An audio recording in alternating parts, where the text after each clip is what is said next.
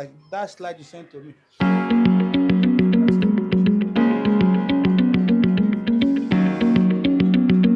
us where they are.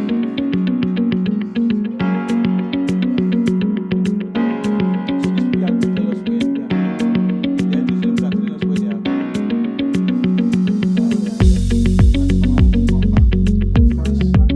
Proceed a lot.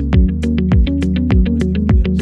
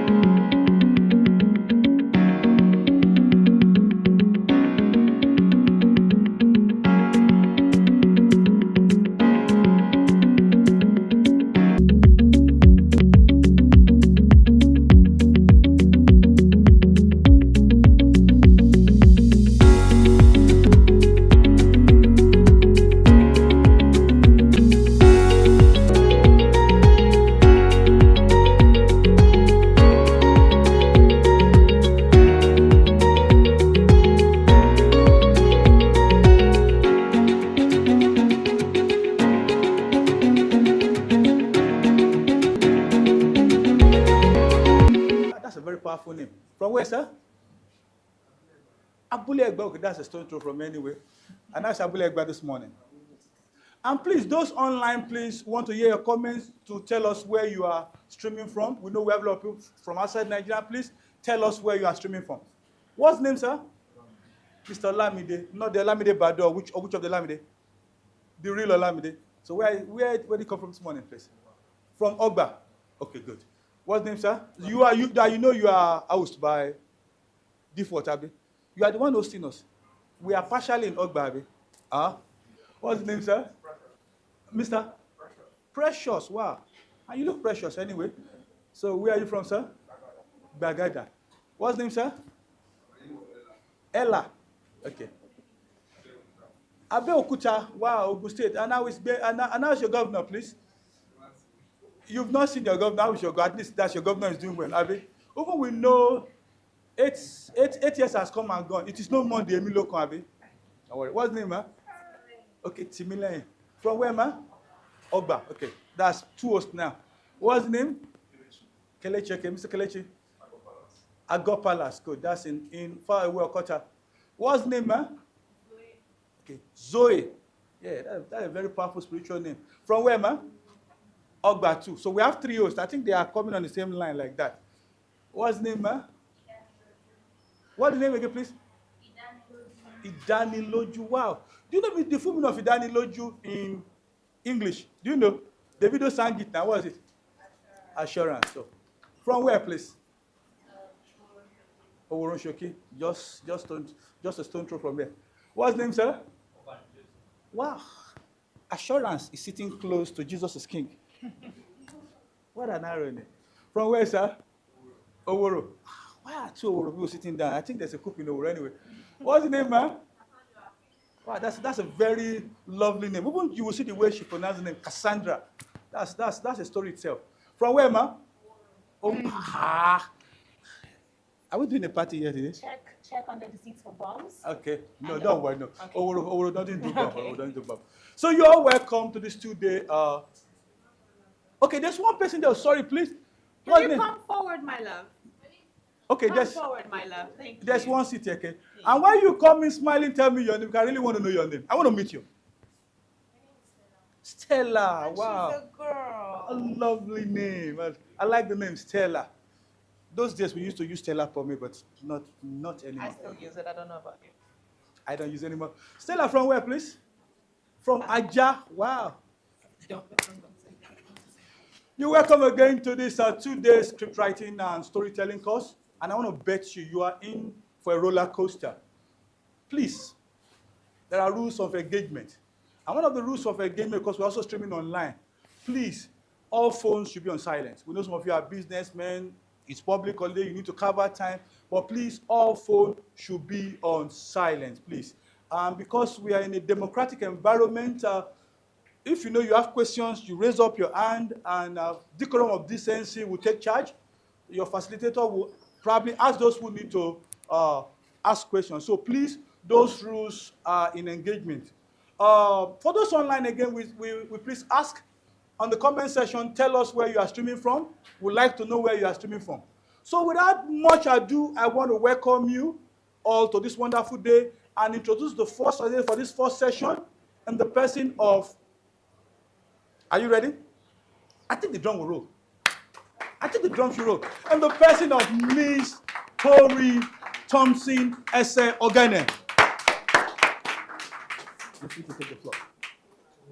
Oh my God, I think I'm having a heart attack. Hold on, let me breathe. Good morning, everybody. My name is Tori Thompson Ese Ogene. All the wonderful world people online. Hi. So welcome to this wonderful day this wonderful 2-day course on screenwriting. I'll be scratching the surface and the ancestors will come and do it. So without much further ado, I'd like to ask a question. What do you think bets a story? Anybody? Experience. Sorry, please raise your hands. What? Experience. Experience. Okay. An idea. Thank you very much. Perfect. Please, a round of applause for him. A story is birthed from an idea. An idea could be anything. You could be in the toilet and an idea could come. You could look at your ex and be like, oh, good story right there. So that's what an idea. Blood of Jesus, Holy Spirit. What's going on? I think I stepped on it. Oh yeah, it's back. So a story is usually birthed from an idea. Okay, I'm sorry, breaking transmission. So a story is birthed from an idea. An idea could be anything. It could be tangible, it could be animate or inanimate, but the most beautiful thing is you take a look at it and you see a picture. So down there. It said, oh. Now, after the idea, you have an idea, then you ask yourself a question. Most people in the story would call it the loophole question. I can turn back the hands of time. Then you got to ask the what if. It's the hypothetical scenario. It is where it is the starting point, is the foundation of storytelling. When you ask your what if question, and if you can answer the what if question, you can start writing a story. So let's read. The what if premise is a hypothetical scenario or concept that serves as foundation for the story. Put a question about specific event that activates familiarity and introduces a fantastical element. For example, what if my shoes can talk? Then you now move to why is my shoe talking? But what if my shoe can talk? How would the shoe be talking in the first place? But the most important thing is it starts with what if. And from what if, you graduate to the why. For example now, why is your hair like that? What all about taking the concept, exploring the potential consequences of it. For example, what if a woman can marry 4 husbands? Huh? What if? Now, we'll now move to why is she marrying 4 husbands? Does she have a backstory? Was she abused? Is she a mafia somewhere? Is she a witch or something? But ask the question, exploring the ideas, the backstories behind the question. Yeah. Same thing, same thing. Now, this is showing movies that started with the what if. Who has seen Inception? When is Inception? This is it. They asked a question, they manipulated the answers behind the question, and they arrived at the story Inception. But it takes more than just asking a what if question. It takes way more than that. After you, what if my smile means I want to kill you? And it graduated like that, like that, like that. So these are stories. What if a lawyer could not tell a lie? Who has seen this movie? It's a big movie. Couldn't tell a lie for 24 hours, and they had to judge a case. And imagine a liar who is supposed to be lying, telling the truth, bringing justice. So that's it. We have a central idea. Then now, after the what if premise, the central idea of a film and the premise are closely related, but serve slightly different purposes in story. Oh my God, why is this thing going so fast? Oh, Christ, save me, village people. So the central idea of a film contains the major theme or message that conveys the story. Now, if you notice, whenever you see a movie, there's always a lesson to be learnt. That lesson is the central idea. Is it kindness? Is it revenge? Is it happiness? What are you learning from the story you are building? Is the central idea. The way you arrive at that central idea, at that lesson, is when that's when you do this. That's when you build your story.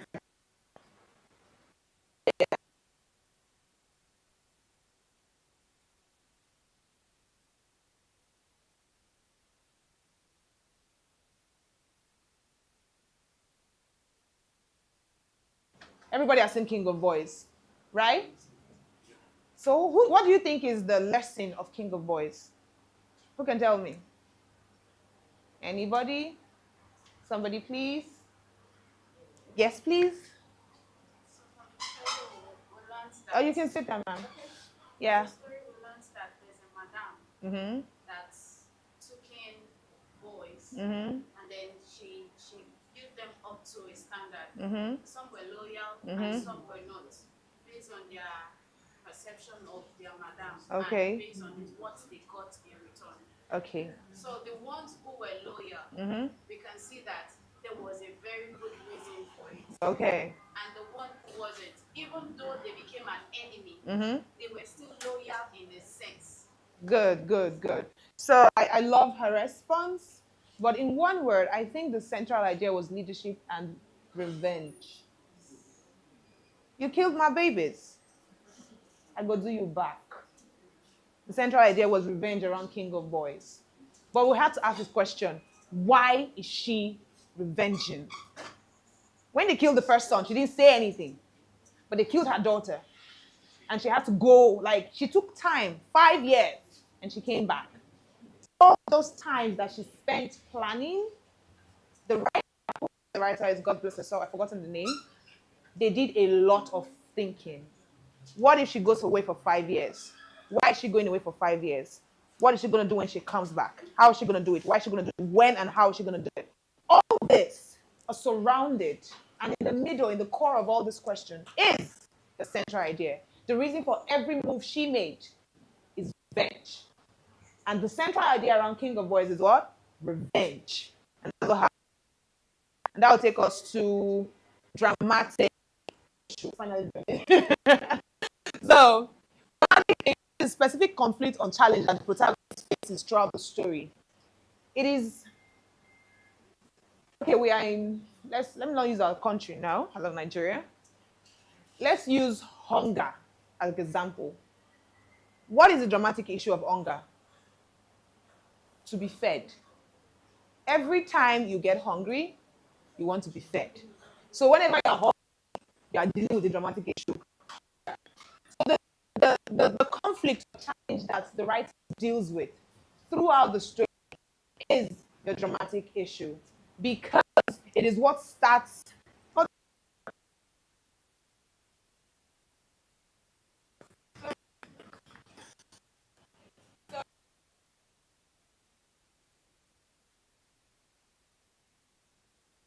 If you have not seen Game of Thrones, I'm going to shame.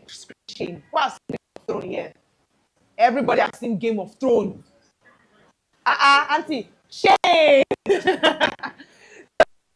of Thrones, the conflict was the dramatic issue to rule, rulership, leadership, protagonist of that story.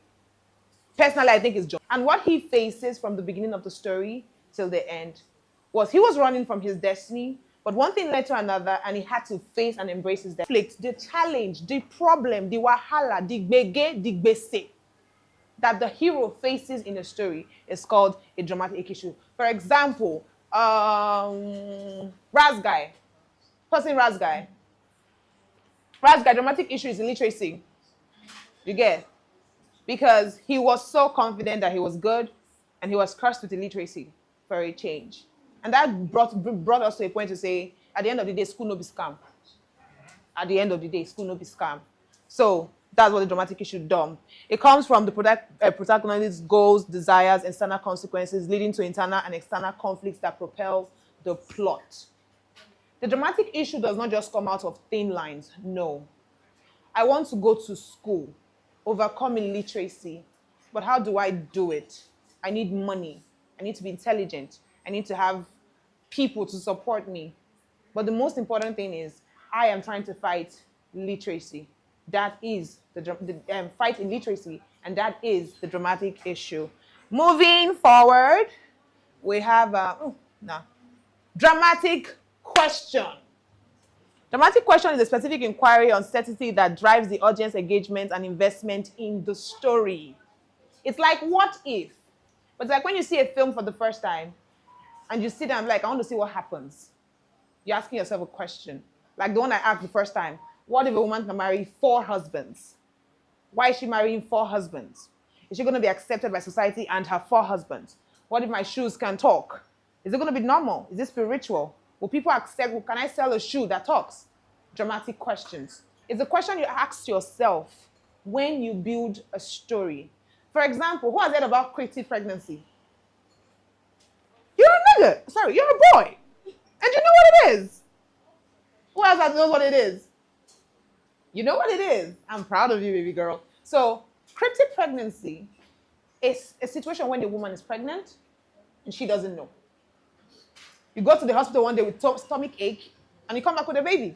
Yes, it's true. It happens. Now, dramatic question. If I go to the hospital and I come back with a baby, will you believe me? What would be your first line of action? She stole the baby. You get.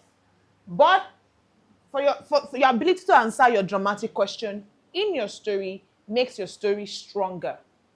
These are the elements when it comes to writing a story. In fact, you've not got into script writing yet. You have to get your story fleshed out. Your what if question, central idea, dramatic issue, dramatic question. Very, very important. Because these questions, the audience are going to ask. They're going to ask those questions. And if they answer it and it doesn't align with the answer that you have given, you're failed as a storyteller. Before you're a writer, you're first a storyteller. And you have to understand that these key points are important in building and developing a story. Are we together? Am I too fast? I can slow down though. My village people are around, I can slow down. Okay. So basically, yes, it revolves around the protagonist. But in as much as you're writing and revolving around the protagonist, remember you're not writing for yourself. You're writing so other people can see that story, digest the story, learn from it, and if possible, give me an award. Amen. Who doesn't want an award? I do. So yeah, that's it. Moving forward. Story plot. So this is it. I don't know why it's not showing so well, but basically, I'm coming. Hold. Let me try and make it nice. Yeah. Story plot. This is the Freytag's pyramid. But forget about the big name. Can you all see all this? Oh, I'm so sorry. I will tell it to you. So this is where it starts. It starts with the story plot. It is the building blocks, step by step. In fact, when you follow a story plot, it is easier for you to build your story from scratch to finish. Believe me. I know because I've tried it. Okay, story plot is the story world. The world in which the story happens. It's the story world. It's the elements of the world. It is the beginning of the world to the end of the world. Believe me, any film you watched, you've seen, is a world on its own that began and ended. It's a life on its own that began and ended. So story, or every human being has setting, background information, and other things. The character, who can tell me what the character is? No. Exploration. Look at the characters. And they are the one that have given birth to. The moment you open your book and you write Tunde, you've given birth to a character. And you have setting. Setting is where the character is. For example, where all the characters here, the setting is this room. You understand? We move to background. The background could be anything. Wall, pictures. It could also be the person behind the character. It is not limited. Then we have information. No character is born out of thin air. They have to be a name, a reason, and my personal favorite, a backstory. Very important. Every character has a backstory. For example, when you open a film and the first thing the character is saying, "Get out!" What is the backstory behind that "get out"? Why is the character screaming, "Get out"? Let's give the backstory. That character, his name is Henry. Henry just found out his wife cheated. And all the kids, all 9 kids, none belong to Henry. Also, Henry just found out he's impotent and the wife made him that way. And now he can't deal. So, get out. Sweet back story. I'm a fan of horror stories, I'm sorry. And I look pretty, but I like horror, sorry. And that is it. And we go, what's this? I'm sorry, let me look at it from here. Oh, tune. Now, you know when you see a film and it's just cheery, it looks like it's going to be a happy film or a sad film or a horror film. You know they are different. They all look different. That is the tune of your story. And believe it or not, the way you write your story is the way they are going to set the tone for the story. For example, get out, please, just go, just go. What is it? You, I'm going to kill you. What's it giving? Thank you. Those are the tunes of your story. The way, and believe it or not, because you could be having somebody giving an engagement ring, but there's blood everywhere. That's not working for us. You get? So that's the tune. We're going to move to inciting incident. Which film am I going to use now? Lord of the Rings. Remember, what's his name? Who knows his name? The short guy's name. Frodo. Frodo Baggins had a wonderful life at the Shire. And then he gets the ring. And then his uncle's life is threatened. Now he has to go on a quest. Who can tell me the exciting incident on that thing? Married, had kids, bye-bye. But inciting incident is very important. It is what people call the story engine. It is what stuck. I sleepwalk all over my body. Now, but something very important. It is so important. And then we move up. We're moving up because it's a pyramid. We're moving up. And let me look at it from here. We have rising action. Oh, hallelujah. Back to Lord of the Rings. Even though he got the ring, exciting incident, nothing happened until his uncle's life was threatened. And he realized, I have to take the ring back to the flames of Mordor. Rising action. Even if he had the ring and nothing happened, he would have still been there.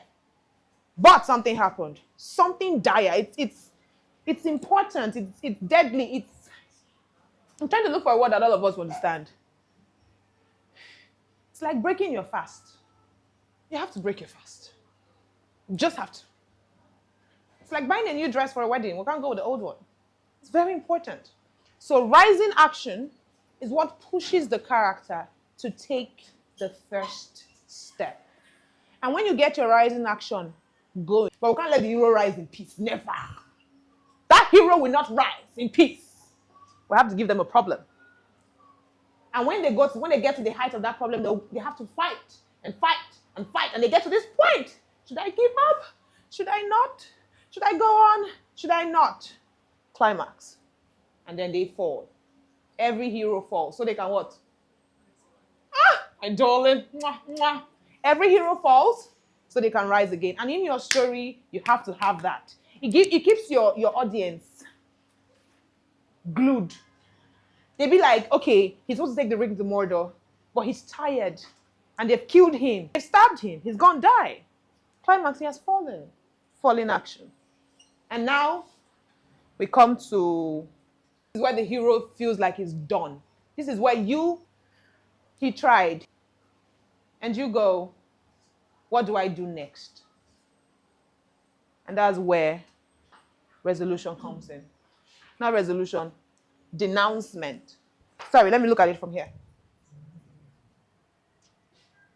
Resolution. It's resolution. So after the following action, we come to resolution. This is where the hero calms down. This is where you calm down in your story and you take a look back at everything. From inciting incident, from exposition to inciting incident to rising action to climax to falling action. And the hero asks himself this question: was it worth it at the end of the day? If I decide to carry on, is it in the stream? Is it going to be? This is where they ask themselves, they lost the soul, is it even worth it? Something that moves the hero. They come to so, oh no. So, like that. Now I'll say resolution.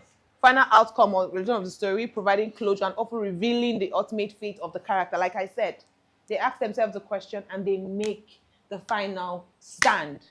Are we going or are we going down? Are we going up, heaven or hellfire? Like this, the story progresses to denouement. This is where they tie up loose ends. Back to Lord of the Rings. Lord of the Rings again. Remember that point where he was at peace that back home, wanted your post-credit and everything. Then after all that, we now come to where we now put to the favorite part, written by me and you get. But basically, means to build me. For example, let me give you an example now.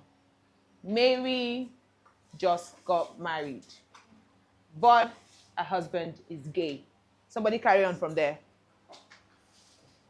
Who can carry on from there? Oh, ah.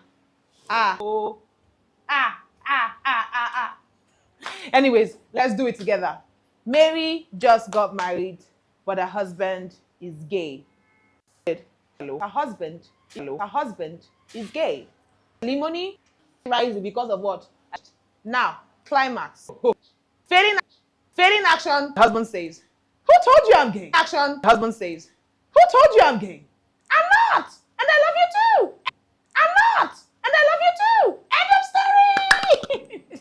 End of story. But basically, we just did what? We just built. But follow these lines.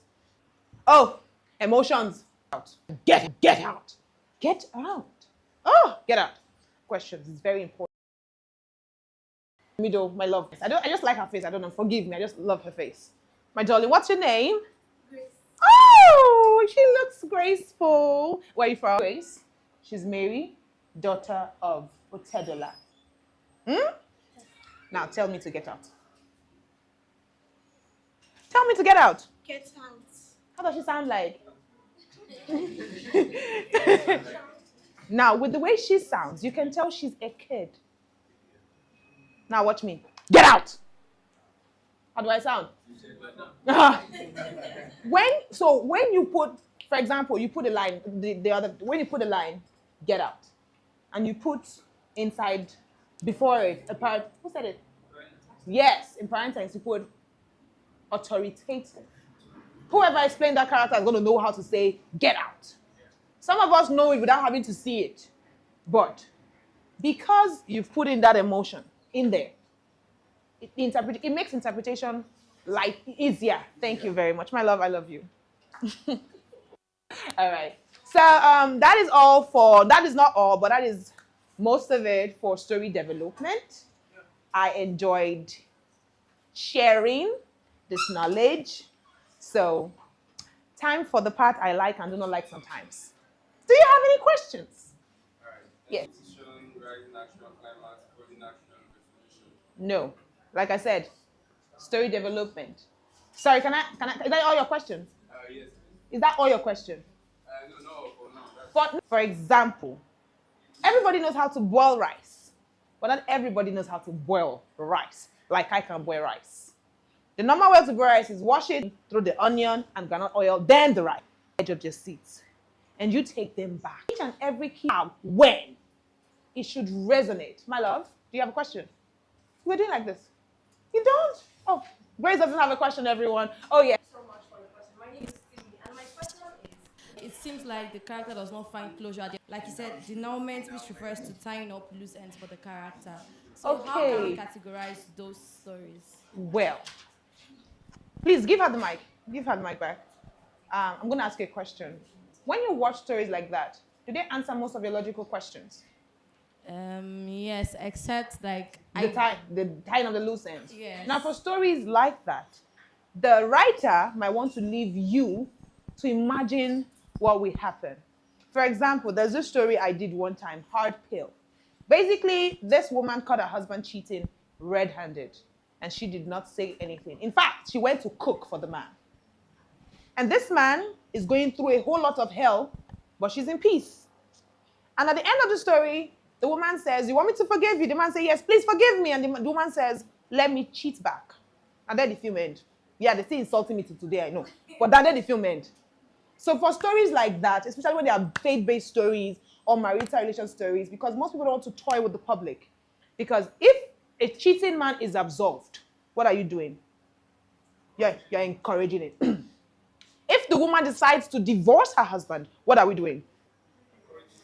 So in either way you go, you know you are in trouble.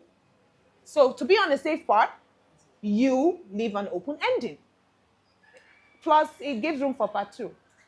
But leaving an open ending gives the audience a reason to think, to ask the critical question. You caught your husband cheating, what have you. So I'm going to kill you. Need that answer it, my love. Need that answer it, my love. For the lectures is going. Recently, doing a true life story. In fact, you have to follow the structures when you're doing it. The structures when you're doing it. You have to. So you do not. Abi, you have to. So you do not. Abi, so the freight tax pyramid. And you're going to. I do not get the climax. I do not get the climax. The destroyers take him up. People being killed before our eyes. And she realizes, no. People being killed before our eyes. And she realizes, no. I cannot let all these people die for one boy. But then she meets somebody that looks exactly like her son. And she comes to a resolution. If this few die now, the many will be saved later. So I'm back in the fight, baby. And she gets back. Comes to resolution. She goes home. The fight is won. But she made a deal with the gods. And the gods are asking her, that son you fought for, you have to sacrifice the son. That's the true story. That's what happened back Adeline. So that's how you have to sacrifice. And she says, no. I did not save him for him to die. Take me. And she goes. Some say the story has an open ending. Some say Moremi sacrificed herself. Others say Moremi gave up her son for the good of Ile-Ife. It's the reason that land is so prosperous today. That's what people believe. But that is a true life story, and it follows all the key points of the Freytag's pyramid. So to be open and very direct now, telling a true life story, you have to follow this. So you do not go out of point, and when the logical questions are asked, you can answer them. Does that answer your question, sir? Yes. All right. Is there any other question? Blood of Jesus Christ. You're enjoying this. I like. Okay, talk to me, sir. Talk to me, sir. Mike, please. I'll take 2 more questions, and the next session will start. So tell me. Thank you for this beginning. All right. You mentioned a statement that I hear often. Okay. Show, don't tell. Yes. So I want to find out what exactly makes you show and not tell in writing. Okay. Now, when you write, you've shown your actor what to give you. For example, tell me to do something. Tell me to do anything. Clap and slam your feet at the same time.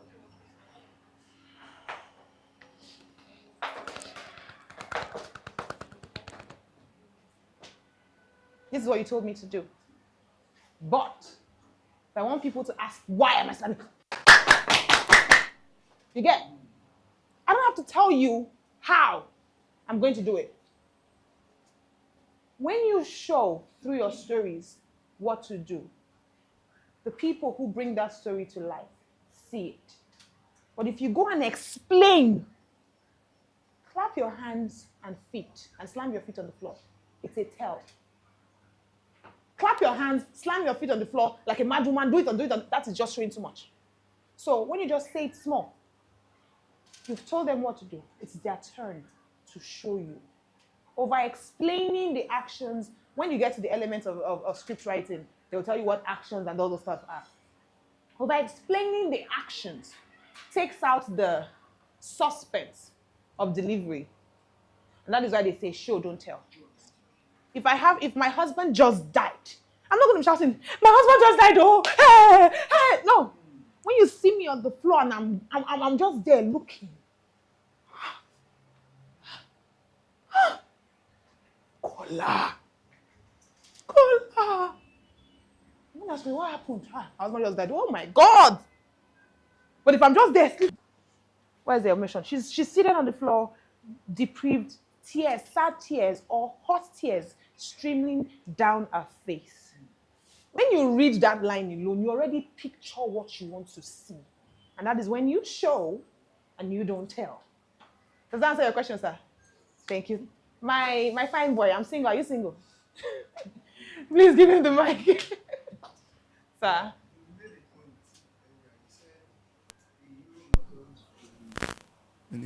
Yeah. Rise up again. Yeah. But in some movies, the hero doesn't rise. Rise? Yeah. Get this. Does somebody else rise in their position? Half the time, somebody else rises in their position. somebody who had followed their footsteps, who carries their cause. And that is why you must have something they call the B story. The A story is the hero's story. But you have supporting story. Frodo Baggins, he fell. And the nigga carried the other nigga, what's his name? Gam something. No, Samuel, yeah, Sam Baggins. He carried him. Frodo fell and could not rise. But there was somebody else that rose in his spot. That is why a hero will fall and he will always rise. Because there are some movies that the Yeah. ending side is always in a point that the viewers look at it like probably there's going to be like a season 2 or something. Yeah, it's called open ending, my love. It's called open ending. We want you guys to have your imagination. There's somebody else that raised his hand. Yeah, that's the last question for the day. Let's go. Mm-hmm.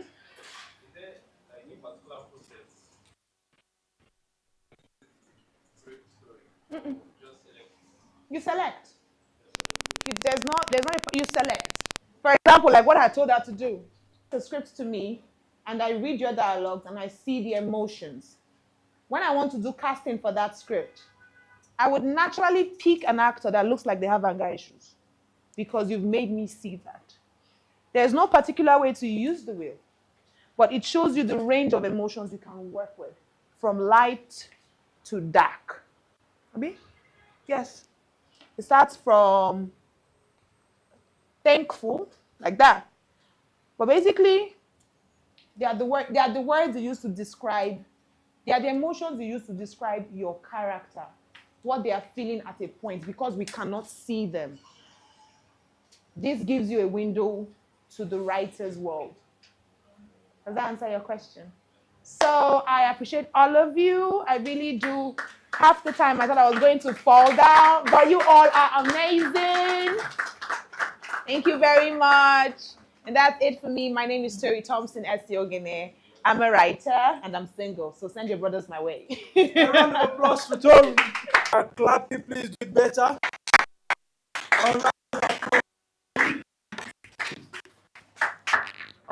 We'll be going into the next session.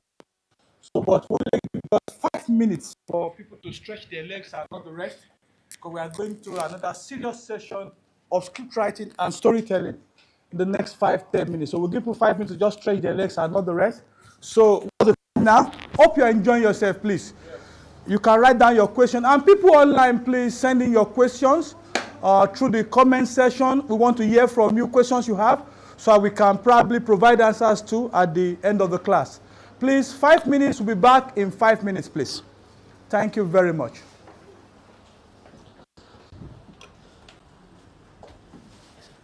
See my class? Yeah?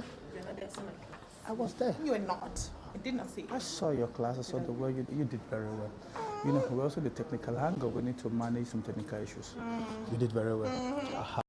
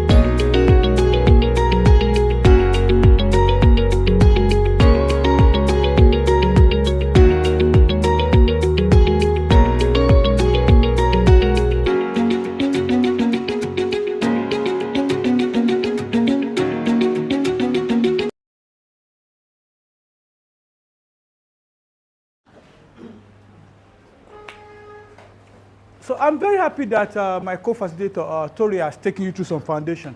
But I'm going to divert a bit on storytelling. Thank God he has shown the difference theory. But this time around, we are going different.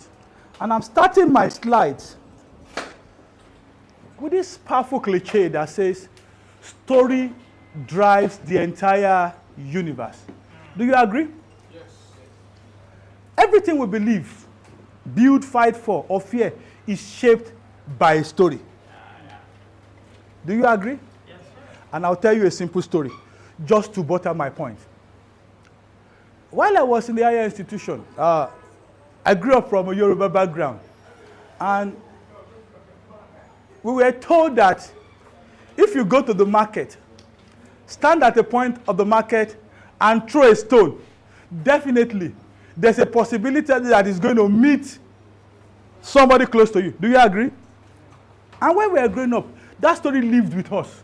So anytime we go to the market, we're always very cautious of not throwing a stone because we are afraid that such a stone might meet somebody close to us. But that's not the essence of the story, but it's a story we had while we were growing up, and it formed part of our fear, part of our behaviors, and part of our action. So that's why we say story drives the entire universe. Every one of us has a story. Every one of us has a story. And that's why I say everything we believe, build, fight, for, or fear is shaped by what? Story. And where can we find stories? Where can we find stories, please? I want this class to be interactive. Everywhere. You are a story. You carry a story that the world needs to hear. And that's why I tell people, ask yourself these questions. Why are organizations, streaming platforms such as Netflix, Prime, are looking for stories from Nigeria? Who can answer that? Mike, please, so that people from online can listen to us. I ask myself that question. I want to also help because I don't have answers to it. Why are streaming platforms such as Netflix, Prime, are looking for stories from Nigeria? Mike, please. We are going to make it interactive because we are in the second half of the class. Please tell me your name, please. My name is Zoe. What? Zoe. Zoe, okay, good. I remember, okay.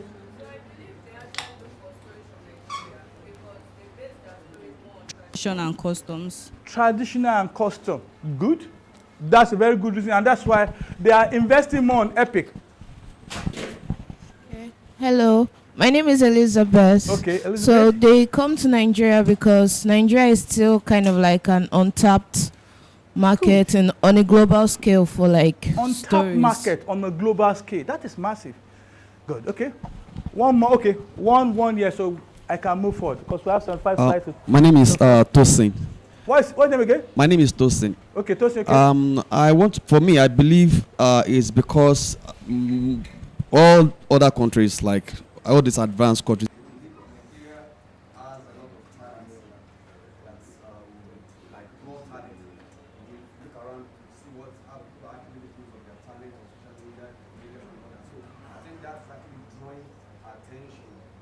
So what you say in essence is that other clients don't have talent? Okay. Yes.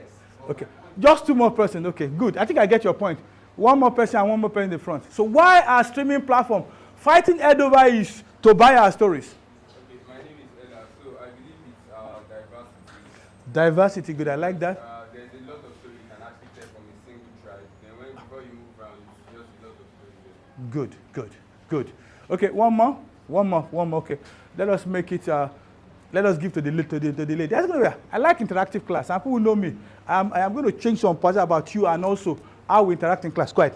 What's the name? Good morning. My name is Cassandra. Okay, I want to say good morning is the name, but I said Cassandra. Good morning. Go ahead, Cassandra. Okay. So I want to believe that one of the reasons why they like to come to Nigeria for stories is because our country is funny. You know, starting from the president to the vice president. So you are saying Nigerian is a story itself? Yes. Okay. You know, even from as simple as election, you can make a story out of it. Everything is funny. Something happens in the country and your president is out of it. You can make a story out of it. I feel like we live in a very funny country. Okay. everything is laughable. So we can, that enough is a story. Okay, let me give this my, what's his name, sir? Okay, Mr. Ndubisi. I think from what you just, the 2 slides you just shared now, what I can deduce from that, why they are coming from is that we have too many untold stories. God bless you. I think that hits the nail on the head. All of you are correct. We have so many untold stories, and it brings me to the, every one of you carry a story the world needs to hear. And there's these people, I tell people, Nigeria has a lot of stories to tell. And whether you like it or not, we have so many untold, let me borrow Mr. Ndubisi's word, untold stories. Untold story? I just remembered one story about the animal ate money. Don't worry, hold on. I'm still coming to that slide. Don't worry. Where's my slide? It challenges me that both of them have so many untold stories. And she has also said something that I also believe that, look, for creatives like you, Nigerian is a country full of stories. You wake up, it's a story. You sleep, it's a story. You don't sleep too, it's a story. Because everything we do is centered around what? Stories. So the question I ask you, what stories are you going to tell? My third slide, 2 of you are going to tell us a story.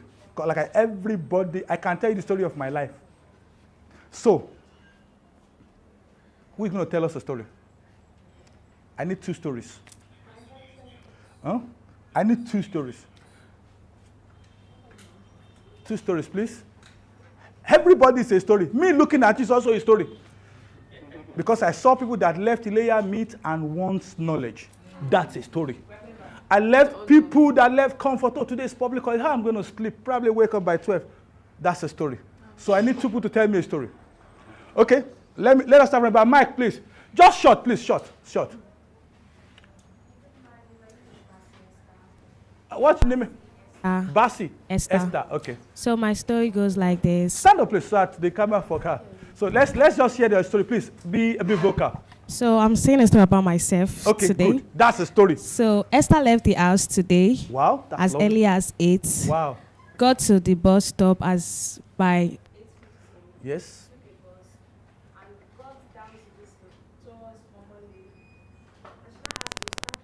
Wow. Clap for her. That's a story. Either you like it or not, consciously or subconsciously, I'm coming. I'll get consciously or subconsciously, she can make a content out of that and turn it into a story. True of us. And whether I like it or not, 100,000, millions of views will watch. Get ready with me. It's a story. True of us. Because every one of us carry a story. One more story, please. I like that story. And I've given you an idea, which she spoke about idea. That's an idea for you to go and probably do a recording of that thing again and play on social media. One more story, please. Okay. Please tell us your name, please. Okay. Tell us a story. My name is Mary. Okay. All right, I'm going to tell a story of someone. Okay, good. Not necessarily mine. Good. So, Rose was pregnant. Wow. And she was told the baby was a girl. Wow. She received the name. She had been praying with her husband and she received a name for the baby. Wow, okay. For her to wake up one morning and she decided to use the bathroom. And she saw blood all over. And she screamed and the husband came in. And he also saw the blood and he was in panic. Wow.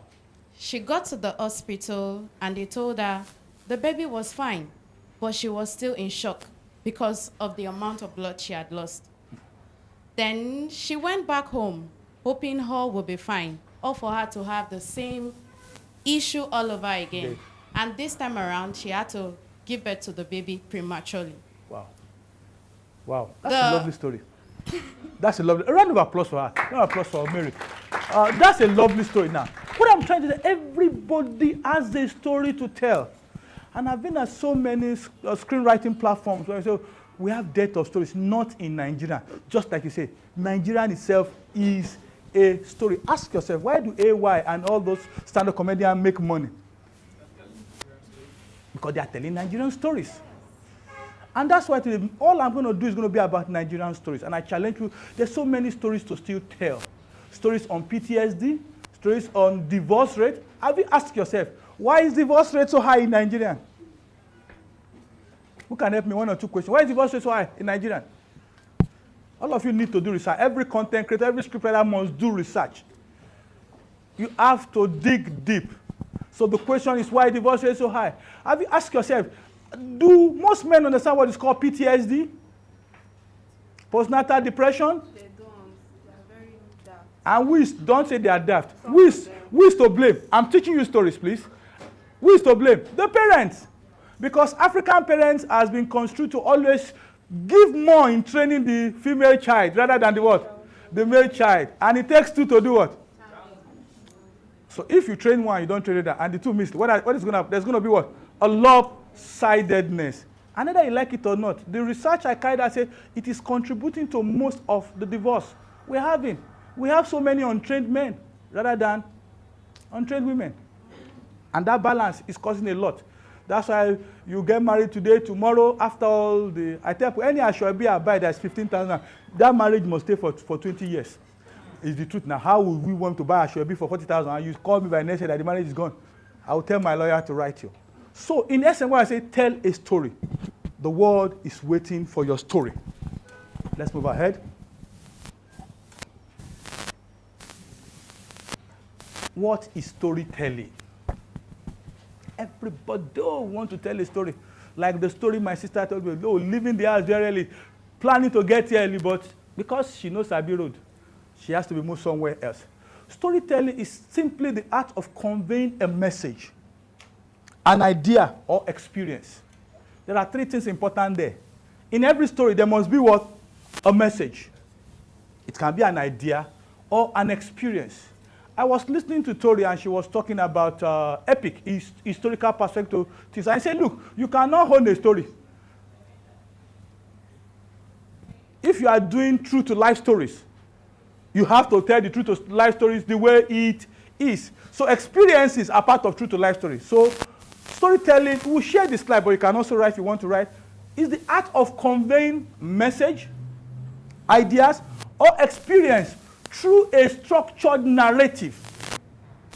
Through what? A structured narrative. And those narratives must capture what? It must capture what? It must evoke emotion. And it must be able to transform. Now, do you know the Jackpot story did not start in Nigeria some few years back. It started years back. Those days we were watching American film. Like Tori told me, she loved horror movie. I don't think she can go to a dark place alone and she will behave like an Americana. Probably she takes a torchlight and go to and ask, is anybody there? Do we do that in Nigeria?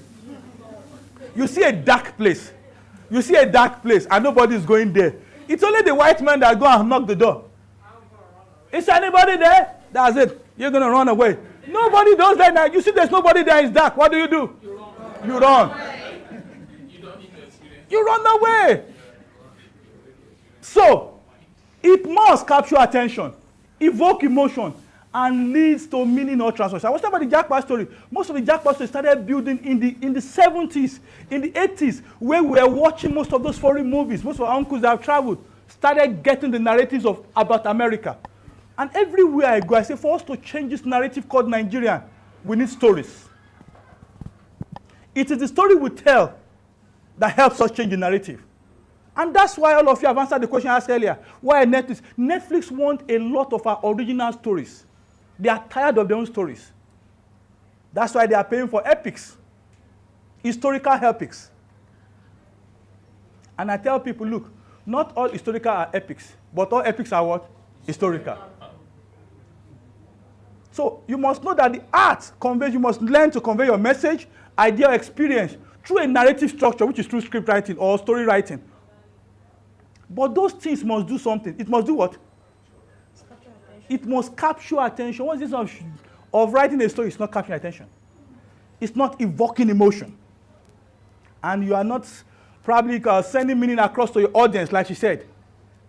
You must grab attention. There must be a transformation. And I'll give you an example. Some few years before I traveled, I watched Lost, the series. How many of us watched Lost, the series? About airplane.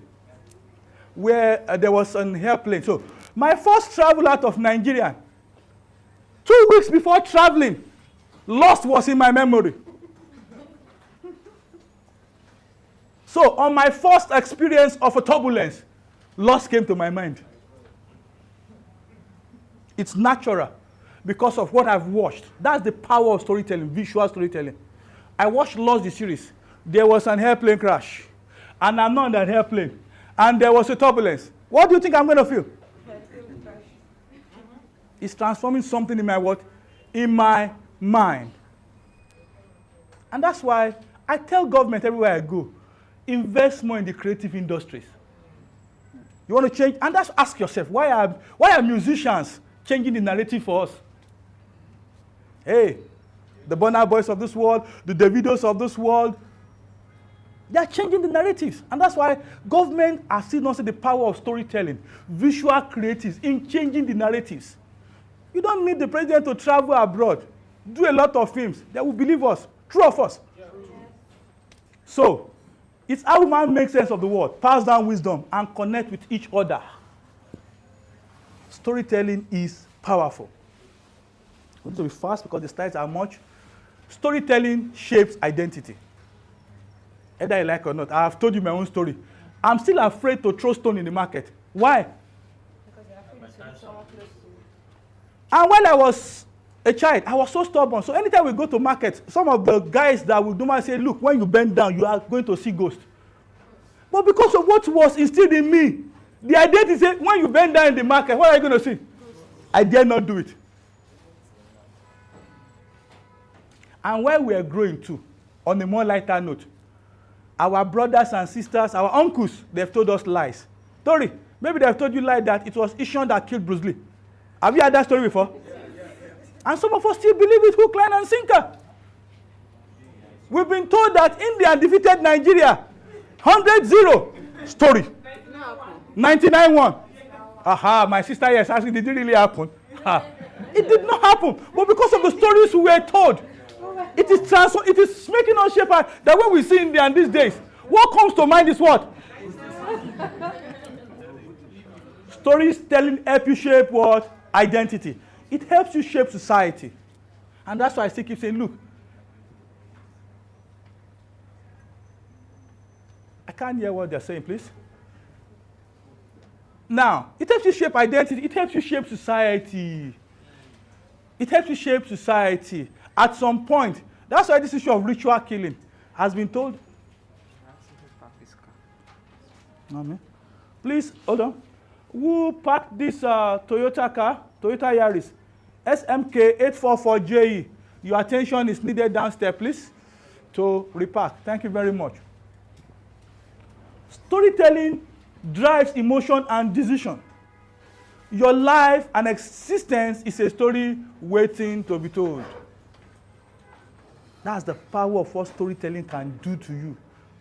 It can make you not even believe in yourself. I was saying about, in those days, we were told about the power of storytelling. And storytelling gives you a negative identity that even if you are not careful, at some point, Kanayo told us that if he's at the airport, Kanayo, that people go far away from him. Why? Because they watch a lot of stories that believes Kanayo is what? A ritualist. That's the power. It's making you what? Shape your thinking. It's driving your emotion and your decision towards somebody. Patience Ozokwo told us that one of her best films that she did was that she acted the part of a good mother. Yes. But that film did not sell. No. Why? Stereotyping. Everybody who sees Patience Ozokwo, they are looking for who? Storytelling. Making you change decisions. Drives your emotion. That even when you see Patience Ozokwo, this woman must be wicked. Like you told the other time, that if you are to cast, based on what you see, on your will, emotions. So, your life and existence is a story waiting to be told. Now, before that, I want to play some videos for you to see. Let me play some videos for you to see.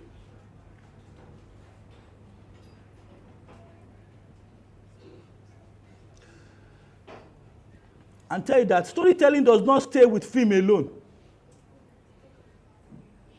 Sorry, I don't have, I have audio. Who can remember this advert? Airtel, thank you very much. What are they telling? Now, let us just watch it on 50. How I wish I could get audio for you.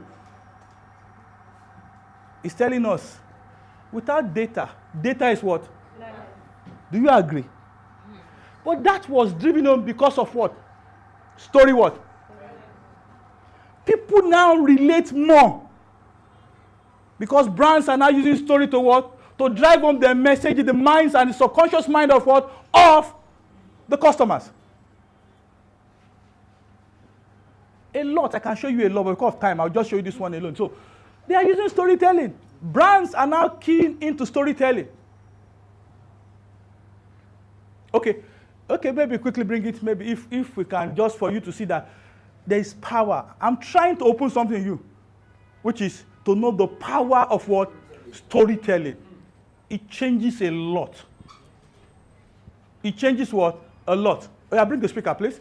Those on online, please. Come help us fix it, please. So it's faster, please. Come, yes, come. You can come. This was for like 2 minutes. And everybody in Nigeria watches advert then. And we could grab that truly without data. And the fact of the matter, can we survive without data now? No. True or false? Tori, can we survive without data? Yes. Are you sure? Sure. So means we are now agreeing with them that data is what? Yes. Glow said, okay, data is oxygen. They are still saying the same. Oxygen and life are what? Take out oxygen from somebody, life is what? Gone. Now, why I'm showing you, okay, let's see if it's placed. Is it playing? I should go to Bluetooth, okay.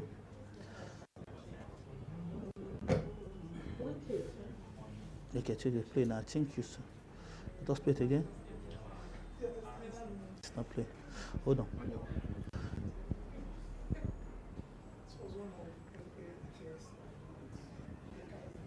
Sorry, please. Show Bluetooth device. Which one is this? Which one? Let us add Bluetooth device.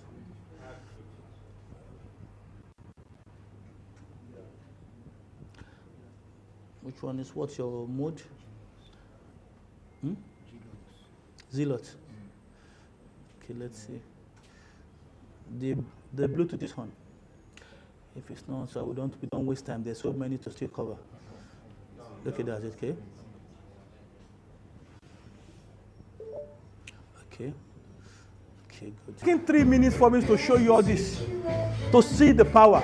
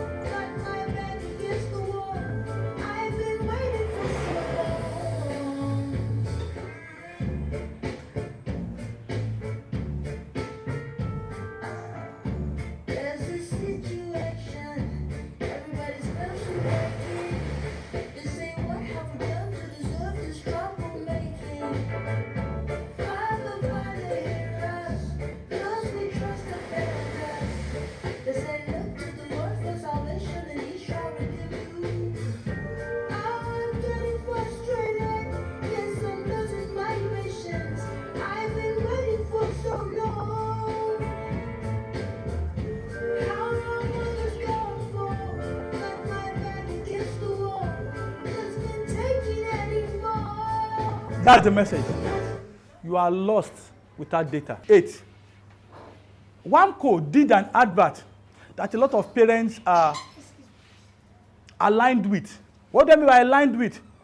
We are speaking of the power of visual storytelling and how brands are adopting it to what? To sell their product or service. How many of you remember this advert? I know some of us are Gen Zs. If you remember this advert and you are not married, you see me after the service, so we can lay hand on you.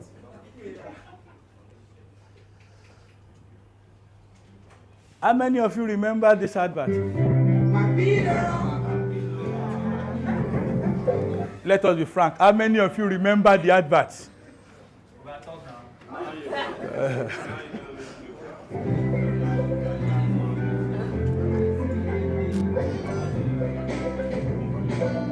So brand has accepted that storytelling helps to sell their product. One day, I know say you will make us proud.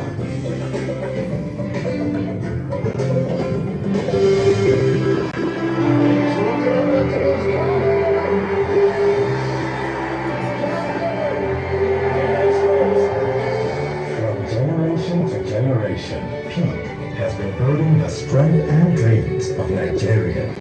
Put your If you remember this also, and you are not married, see us after the service.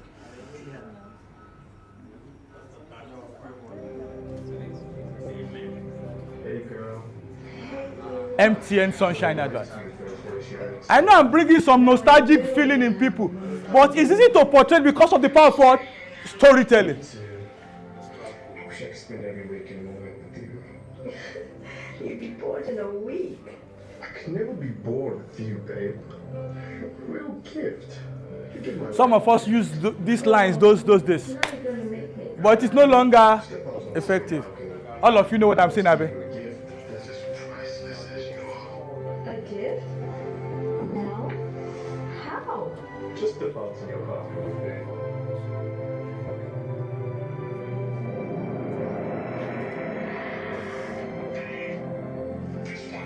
Now you are going to make me cry. Oh, Jerry.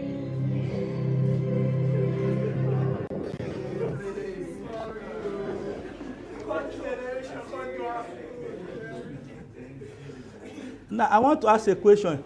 If you do that to this generation,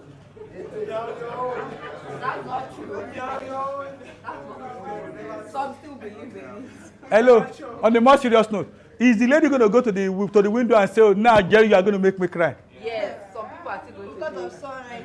Okay, what if I give you a flower? A bouquet, huh? No way. A bouquet without the money. Let us go ahead, please. Let us go ahead now. Brands are using storytelling, not just for information alone, but to move people, to help them connect with their what? Product and services. A lot of mothers were buying picnic those days, giving to their kids. And it is still happening. Even Cadbury and the rest, they want to probably do an advert for their chocolate drinks. They use kids. And they use football. Power of visual storytelling. We'll be fast.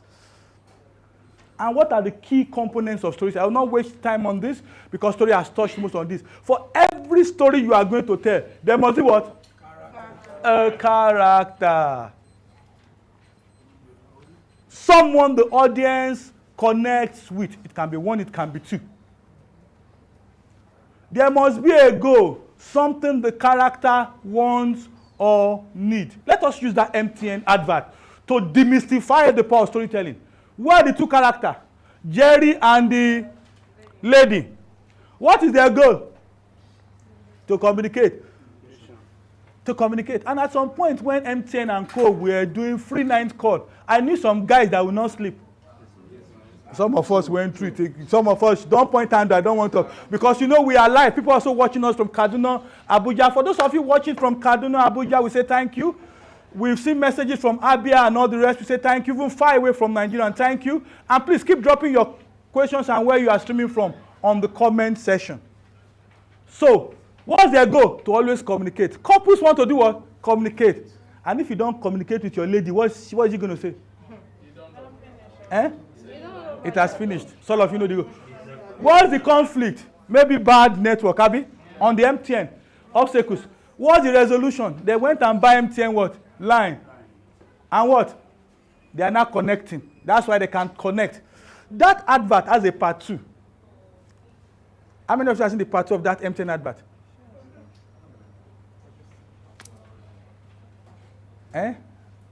If I mention a name now, all of you will know Odogu Parana. Abi? What's Odogu Parana? That is the part 2. Achalugo. Ojodu Parana is the second part of the advert. And MTN used that, what they used yesterday, and brought Ojodu Parana, Abi. Ojodu that spends money. All of us know the meaning. So, team, the deeper message is communicate. Ladies and male need to what? Ladies and gentlemen need to do what? Constantly communicate. Brand identity. Using storytelling to hate brand. And these are the key components of storytelling. Why storytelling matters? It matters because it creates emotional connection. Some of us were watching that MTN advert and we were feeling emotional. True of us. Yeah. Anytime I watched that advert, I felt emotional because those were my dating years. Yes, that's the truth. I feel emotions because we use that line where Jerry, and now you want to make me cry. I don't know, maybe some of you still cry now. I don't know of the Gen Zs though. It makes ideas memorable.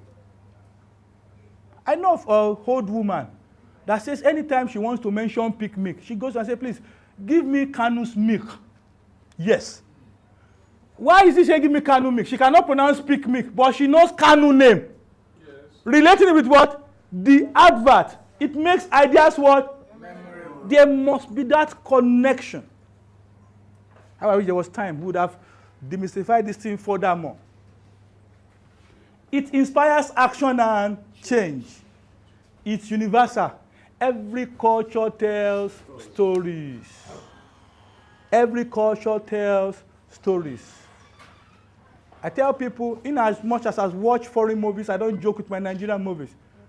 I have watched Titanic more than 10 times, and every time I watch it, I still get some messages. Titanic is historical, and it's also epic. To help your question, I was saying all historical are epics, but not all epics are historical, Abi. Titanic is an example. Titanic is an historical movie, it's also what? Epic. But can we say Avatar is an historical movie? No. Eh? No. Why? Who wants to answer, please? Now, epic films are films that makes a lot of money from the box office that people get to know very well. Epic. Oh, the budget is large and there was success. Historical are films that are probably like, I'm still going to deal with that on what is a fictional and non-fictional movie. Historical are movies that are true to life, that happened before and was recreated for what? Visuals. Titanic happened in 1929, Abi, and was recreated in 1997, 1998. The budget for Titanic was massive. That was what made it epic. And it was a success. Avatar was a fictional movie. I'm still going to tell you the difference between a fictional and a non-fictional story. Somebody just came up with that idea. It did not actually happen. It was a success. Avatar was an epic because the budget in that film was much, and it was also a successful what? Film that we call it epic. But is it historical? No. You see why I said, I thought people were going to ask me, this man, what are you saying? You're saying jargon. You say all historical are epic, but not all epic are historical. What do you mean? I've just enlightened it. Question, please. My English might scatter some of you, so please, come. Any question, please? And she asked a question, oh, which film is, what is epic and historical? Question, please. Mike, please. Mike, so that I can be fast. We are still going a long place, and we must be through by 2.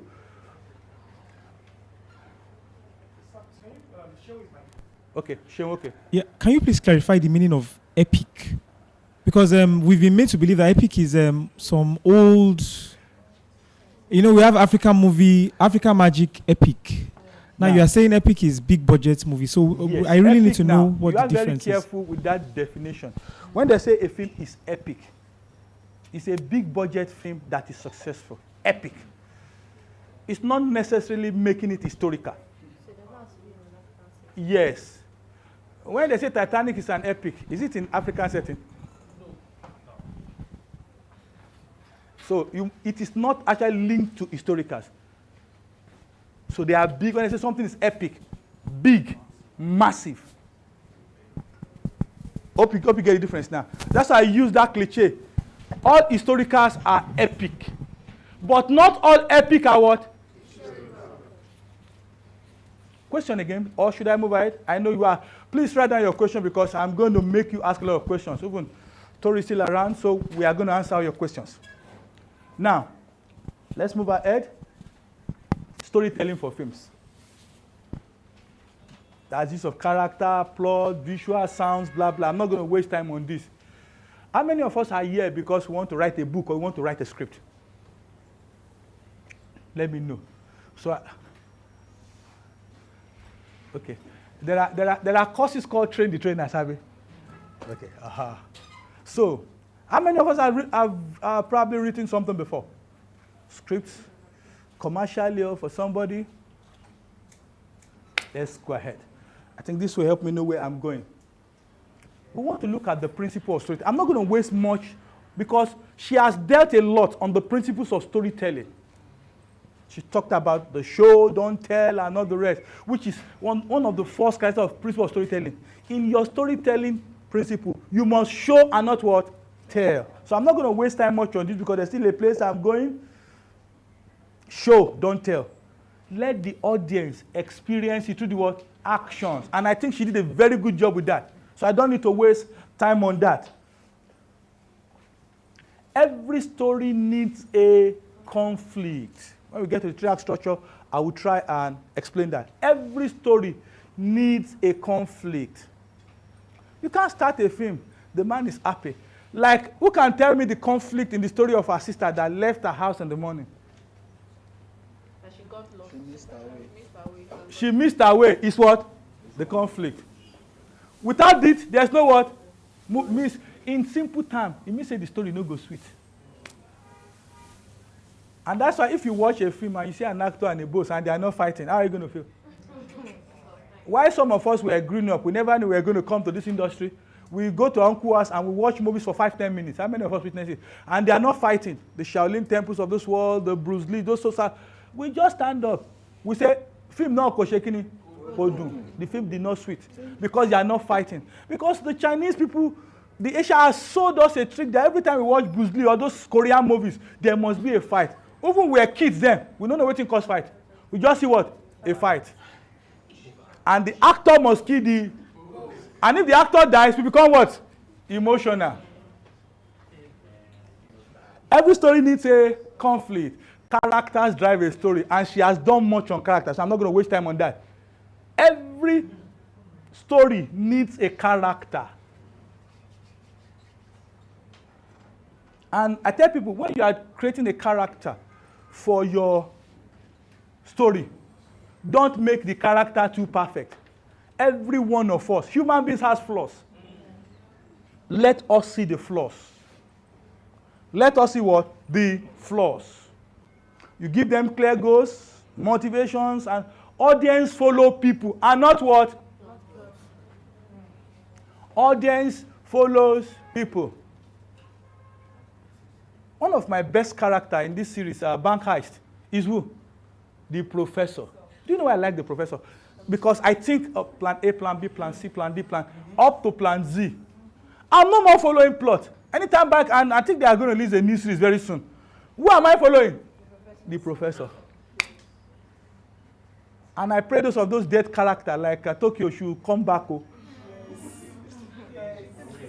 That is part of the brain of the professor. And you can't take one of the brain off. Audience follow people. They follow character, not plot. So you have to bring out the best in that character. We have to know the flaws, the motivations, and all the rest. Structure is everything. We'll talk more about that when we get to... Every story must follow a structure. And I think she has done justice to that. I'll just add a bit that for every story, there must be a beginning. In the story of her sister, what was the beginning? She woke up. Thank you very much. What was the middle? She got lost. The end. It will be a tragedy if she did not arrive this place. Abby? So every story must have a structure. There must be a beginning. There must be a middle. And there must be what? An end. Structure is everything. Sorry, it is 75 pages. So I need to rush because I'm still going to the practical aspect where I'll just introduce you to final draft a bit before we go to... Tomorrow is practical. Start with a hook. Grab attention. With your first few paragraphs. For some of us that write, people that knows me, for most of my writing, I like to start with a hook. And people ask me why. Because Nigerians are not patient. Do you agree? Nigerians want to watch a film or read a book. They want to know. They want to know what ends. But that's why you have to learn to create a hook in a film, in a script, in a film. Learn with a hook. Most of my script, I put hook first. I must make you want to read that script. I must make you want to watch that film. I have to create a hook first. If for me to go and take it from the middle, I must create a hook. And I'll give you a practical example. When you watch a film, let me give you two scenarios. A film starts like this. We see a husband and a wife hugging themselves, kissing themselves. That is scene one. Listen, please. Kissing themselves, hugging themselves. And they are talking about how beautiful the family is. Oh, we're going to the Antigua next week for our vacation. And we see their kids playing around them and all the rest. There's no conflict yet, though. There's no incident yet, which we are still going to deal with that later. The sweet. Nigeria will forward. What is the problem, Abi? Yes. Nigerians are not patient. Waiting happen. This is too sweet to be good. Not be Nigerian. They want to forward, Abi. Now, that is one.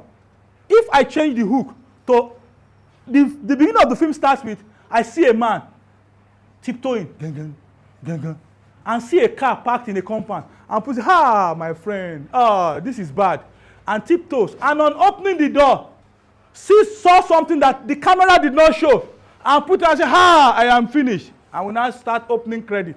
Will you watch that film? Of course. Why? That is Nigerian for you. And that's why I advise and I encourage every scriptwriter, learn to write a hook. If you go to a foreign man land, there are films I've watched twice that it took me the second time to understand. In Nigeria, Nigerians don't patient. Film no sweet. They go move on forward. It's the truth. So you must learn a hook that will make them want to stay to watch. Why is this man putting his hand on the head? Why is he shouting? Who betrayed him? So learn to what? Start with a hook. Ask a big question. Create curiosity. Or show something what? Unexpected. Your story must have a message. I watched a 1-minute film that got over 4 million views called The Stone. I don't know how many of you have seen it. Just a 1-minute film. But it had a message. There was a stone standing as an obstacle. Nobody carried it. And I thought, well, that's a typical Nigerian way of what? Thinking. It does not concern me. The only time we are going to carry it is when somebody's leg, what? Hit it. It boils down to our government. I know of a bad road that has claimed people's life. It was not done until a minister's son lost his life. That was when that road was awarded. Related with the stone. There's a team. Don't wait until something bad happens. If you see an obstacle that could probably affect others, take it off the road. Your story, your script must have what? A team. Emotions is everything. People may forget what happened, but they remember how it made them feel. And that's why I still remember Titanic. And we still use it to create jokes these days. That is it possible? Tori, in generation of today, who should be in the water? Jack or? I think both of them should be on the cover now. We are flipping the script now. Yes. Gen Z now. Who should be in the water? Jack or the girl? Jack. Everybody should.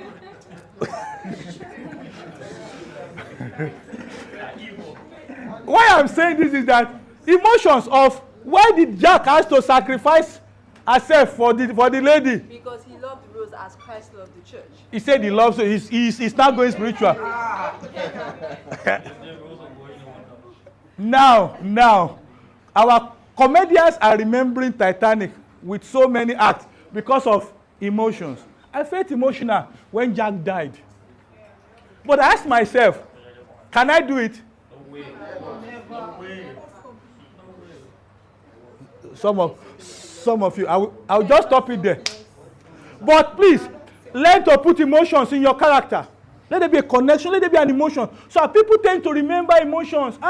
When they serve and breakfast, when one go cry, when one go cross Third Mainland Bridge. That is emotional. People, and that's why I tell people, most of us that are journalists, I tell people, look, Good news does not sell. If you say, they commissioned a 37-kilometer road that will save a lot of people, people will not buy. But just tell them that an airplane has crashed at Ikeja, killed 100, people will buy. And that's why in July we say bad news is what? Is good business. Because it is the truth. Bad news is good business. Likewise, people tend to remember bad things. I don't want to use the word bad things.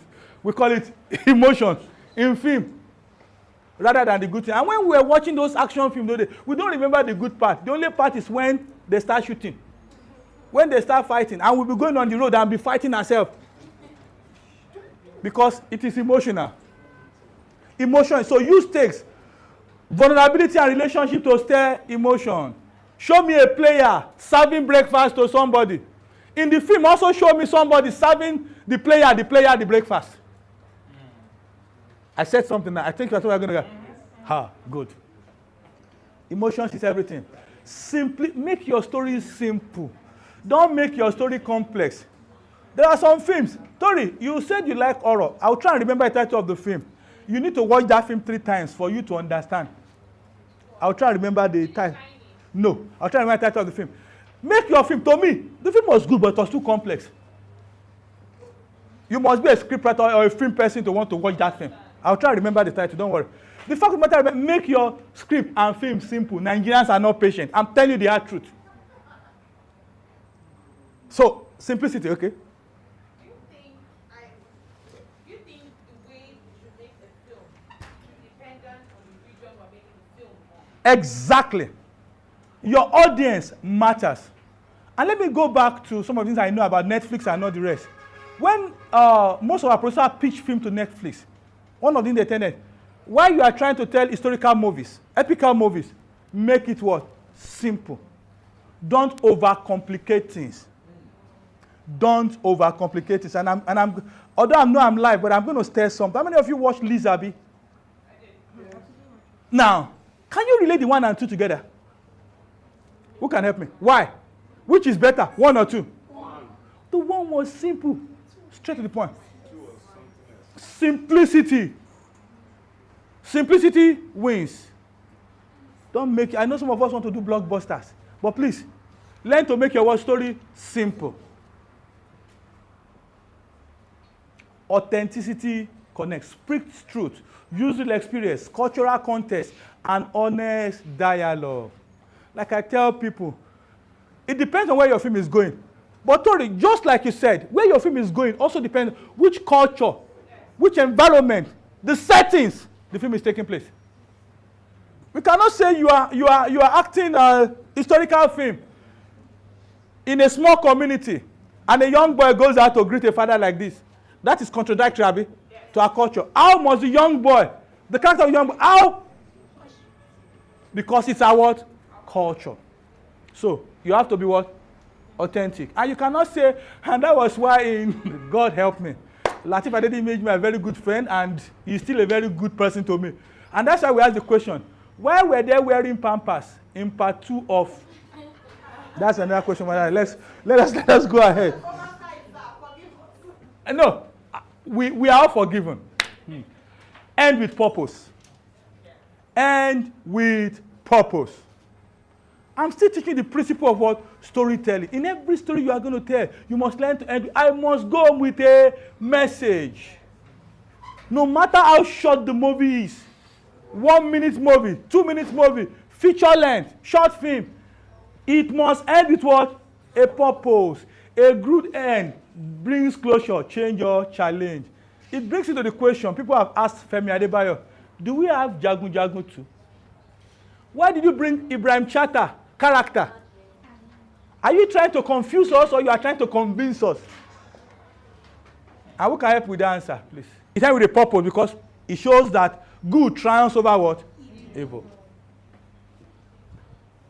It would have been bad if Femi Adebayo killed Latif Adedimeji, Abi, and she said, I am the king. Means we are saying evil triumph over what? Good. So the audience must always take something away from your storytelling. Now we are going to another important part which story has treated, which is character development. and we're going to waste a bit of time in it. Character development. Question so far on principle of storytelling, so I'll take that and not the rest. Characters in storytelling, character development in storytelling. We'll go deep on that. So don't worry, we'll make the slide available to everybody. Our online viewers, please, you can send in your question, please. Question, please. Mike, please. Mike. Thank you. So, sir, you said we should, a good story should end with purpose, Yeah. closure, Yeah. All of that. So my question is, many times we audience, when we watch like a movie or we read a book, we're like, okay, this is fairy tale. Maybe for example, the typical Disney movie, yes, the princess always, the servants might later get the prince and everything like that. But in reality, these things usually don't end up happening. So if I decide to write my story and try to like make it as real as possible, is it still ending with purpose? Because maybe say at the end of the day, the good did not win and it was evil that won. Is it still following this? Well, there is no rule to that. Tori, you're also going to help answer this question. There's no rule to that. What she was asking, I will answer and you also help, was that, must we always end with purpose? All our story must always end with, but must you always take something away from it? Yes, that's the first answer. Now, if you decide to write your script where evil triumph over good, there is no law that will say you can't put it over. But definitely you need to ask yourself, what message are you communicating to your audience? Is it evil will triumph over? Now, I understand the place we are going. That's why we tell a lot of our ladies has watched Hollywood. And they say, and they lived happily ever after. Does it happen in marriage like that? No, not usually. 99.99%. Marriage is a work in progress. Because two different from different cultures, you cannot like the same thing. You have to blend yourself. So it depends on you. But the most important thing, there must be a message, which must be communicated to the audience. Let's story. I just want to add a bit to what she said. So, even before you get to the end of your story, half the time you're already past the message. Yeah. Remember the story about the open ending? Who asked the question about the open ending? Yes. Because you need to have a purpose at the end of your story. Your ending has to communicate that, either open or defined.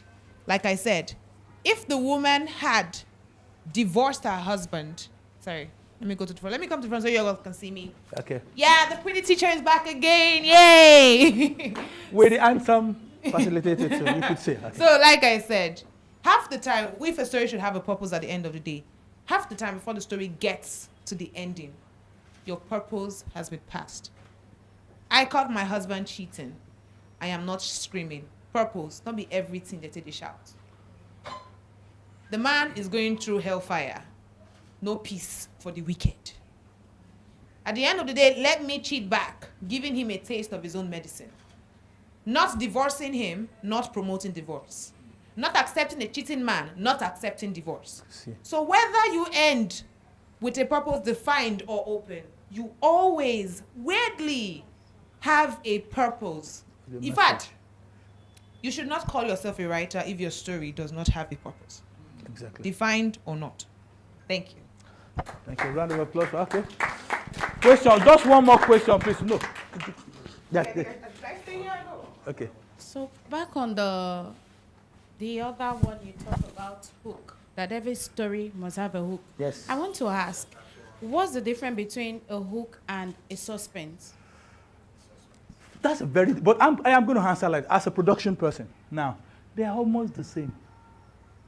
Because you are putting your audience at the edge of their seat. I'm coming. You are putting your audience at the edge now. A hook is a bit different in that you want the audience to watch from the start. Now, a suspense can be later in the movie in form of a plot twist, which we are still going to look at later. So that's just the slight difference. But the essence of both is to make your audience sit and watch. Sorry, let me say this. A hook is tasting the food. Suspense is finding out the thing you don't like eating is inside that food. Okay, thank you very You much. get? And that's well placed. When you have a hook in the beginning of a film, it is like advert for a product. For example, a woman lost her child 13 years ago. The opening scene is the woman giving birth and everybody telling that woman the child is dead and she can never have a kid again. Fast forward later, we find out her house help is her kid. The house help is the suspense. The beginning of the film where we see that she gives birth and lost her child is the hook. Does that answer your question? All right, I'm going to go back and be useless. Bye-bye. No. Okay, ask just one more, please, because there's still a lot. No, just let us answer together. Thank you so much. Okay. So start your story with a hook. Yeah. My point is, it is necessary to start with that particular story hook, or you can get something from somewhere else just to keep people watching. Now, on social media, for most of you that are TikTokers, we talk about hook. Now, it is not necessary you start with a hook. We're only trying to, just to limit to your class, you must understand the audience. There's also a demography to storytelling, another different topic. So you must understand the audience. We're only interested in Nigerian audience. We are using it as a basic audience. It's not necessary you start your film with a, because some filmmakers will still watch the beginning of a film without a hook. I want to know how this film progress. Well, it is good if you want to probably exactly start with a hook. Very good example of not starting with a hook. Korean film. Yeah. Episode 17, they have not kissed. Why? You get? So that's it is not necessary. Yeah. It depends. Well, we're only looking at the demography at which we are serving and all the rest. But also, you should know that if the audience you are writing for has low attention span, it is good to grab their attention first. Who can give an example of not a platform that has low attention span? Okay, what's the question? Okay, they say there's another question, please. YouTube. Okay, the When mic. you do a YouTube film, Okay. you have to bring the basketballs forward, so to keep them open. Any other question? Thank you very much. I think we have a question from online, please. Give it to her. So let us deal with the online question. What is the Oh yeah, go ahead. What is the difference between hook, suspense, and cliffhanger? Well, that's okay. Beautiful. I will explain, and I think she's done justice to, for the online audience, a hook, a suspense, and a cliffhanger. Now, a hook, she has told you, the smell of the food. The suspense, you need to taste it. Now, a cliffhanger basically is used in series. A cliffhanger basically is used in series where you want your audience to watch the next episode. Yes. Hook, the beginning. The suspense, in the middle. Cliffhanger, at the ending. Hope we've attended to that. Okay, there's a question, please. Okay. Sorry, please. No, it's fine. Thank you very much. You know, when she was taking us in storytelling, there was something she mentioned when she asked a question, what is the source of a story? How do you get a story? And I think someone mentioned that through experiences. And then someone now said an idea. Yeah. Now, is there anything wrong in getting stories out of experiences? No. Okay. I'm just trying to say, because I know that there are so many stories that are born out of people's experiences. And then they come up with an idea through, and it's well, for example, the Titanic you talked about was an experience. So I just wanted to know, because it's also a very rich place to develop a story. There's another question online, please. Let us deal with online people, please. Let us give. Online people, when I took my class, I didn't acknowledge you guys. I am sorry. So please, I will attend to. My question is, how can we create emotions and hook in brand storytelling? How can we create emotions and hook in brand storytelling? Yeah. Brand or brand? Brand storytelling. Brand storytelling. So I think we have so many questions coming online. Yeah. Go ahead. So when you do, can I answer that question so that you take? Okay. Sorry, online people. people. We'll get it all to you at once. We'll get it, but after this question, we need to stop because there's still a lot to cover. So Yeah, maybe since we'll not create time for questions. Since hook and suspense is very essential element of whatever we are creating, like how many of it is much or extreme in it to keep the suspense going? Your hook is one from. Okay, bring it. When you finish, I also had something. So let's start with his question. How do you have to tell a story from an experience or an idea? Everything around us is a story. The world is a story. The world is an idea. Let's go biblical. God created the world from an idea he had. And therefore, the world we create through, sorry, I'm going Zambian. The world we create through storytelling is an idea. And from there, we build on it. How do you create a hook on brand storytelling? Very simple. You start with what is lacking. And you give them a taste of what they could get when you decide to tell a story for a particular brand. Like the LTL thing. Thank you. I just want to go there. Yeah. Like the LTL thing. He was stuck in the island. He was lacking connection to the rest of the world. That's the message. And that is the message. And because we want to see how it's going to end, already you have hooked the audience. He's trying everything, SOS, bottles, everything. You've tried and you've hooked the audience. Sir, please, can you repeat your question for me? Like how many of Okay, yes. In a story. That has low attention span. Oh. How many hooks do we Okay, so when you start with a hook, you now start unveiling suspenses. If you watch long series, you will see that almost at every episode, there's one new thing. You're like, Jesus, this woman, I not see this one coming up. Those are your suspenses. You start with the hook, but when the audience has low on its attention span, you unravel the story with little suspenses as you go. Now, let me also add this. Okay. First, no. Let me add this to what you said. The art of storytelling, which I defined for you, has 3 important elements. Who can help me with those 3 important elements? I said, art of conveying your what? Message. Idea or what? Experiences. Through what? A proper structure, a narrative structure. And such structure must grab what? Attention. And also what? Evoke emotion. And in all these things you are doing, there must be what? Meaning. And there must be a transformation now. Sir, just to add a bit to your question, it depends, like she said. If you are doing a feature film or a short film, too many hooks, too many sequences is not good. Or too many suspense. Too many is not good. You see, it's just like you want to cook a soup and you put too much salt, too much maggi. Are you going to end up eating that soup? No, it's going to be so too much. One more question from you, because just give them the mic, please. No, try and give them the mic. Give them the mic. One more question from the online, please, so we can go ahead. Online people, please try and bear with us. We have so many questions also coming in from the live audience here. Online question, go ahead, please. What is the difference between hook and theme? Now, hook is different. Hook, you are trying to grab the attention of your audience. A theme, you are trying to tell them the objective or purpose of that particular story.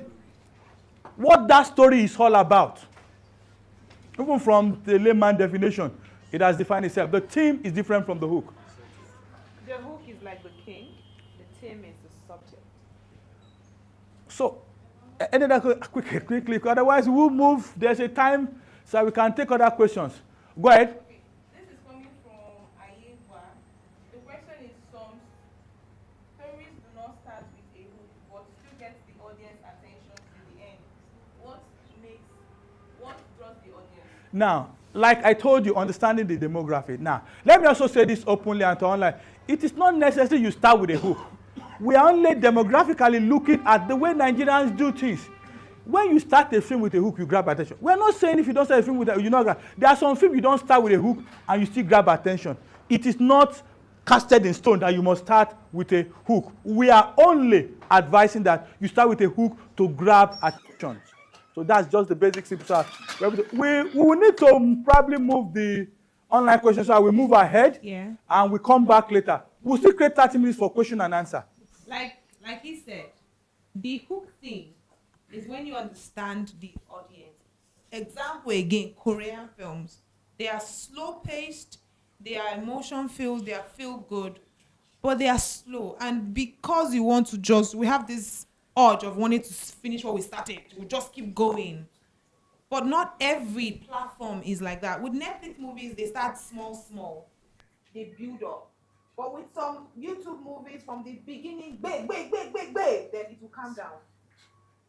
So the hook of your story, or how you start your story, is highly dependent on the platform or where you are telling the story to.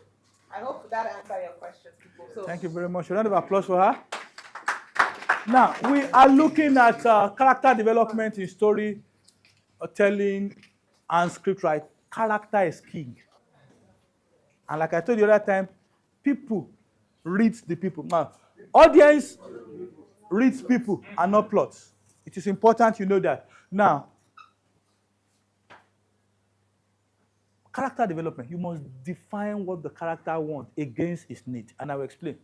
And that's why in trying to develop your character in character Bible and script writing, you have to bring up what does the character want and what does he need. All of us know everything want and they need, Abi. Huh? Yes, sir. What is his want here? His external goal. What they're truly need. And I give a practical example. A politician wants power, but needs to face his fear of failure and accept humility. That's what? The need. Now, your need might not be your want. At times, your need is more important than your what? Than your want. So, in trying to develop your character, you must let us know the wants and the needs. The wants versus the needs. Now, and I told you earlier, please, make your character be as realistic as possible. Your character is not a saint, unless it's a god. Unless probably you are casting your character as an angel. But if you are cast as a human being, let us know his want and need. I'm still coming back on this. So let us move ahead to give them a strong backstory. And I think Tori talk about backstories. I like backstory very well. But backstory most of the time helps elongate scenes. Features are not the rest. Probably when you watch some series, somebody comes from nowhere. They will introduce you probably part 2 or probably episode 2. And you now see the back end. What is backstory? Probably we see somebody, let me be more practical now. We see a man beating a wife, beating the wife, abuse. I don't support abuse. Abuse is wrong. We can create a backstory to that man to show his past. When he was with the father normally drinks. We are doing probably a flashback just to show the backstory to that man. Because there must be a backstory why the man also beats the wife, Abi.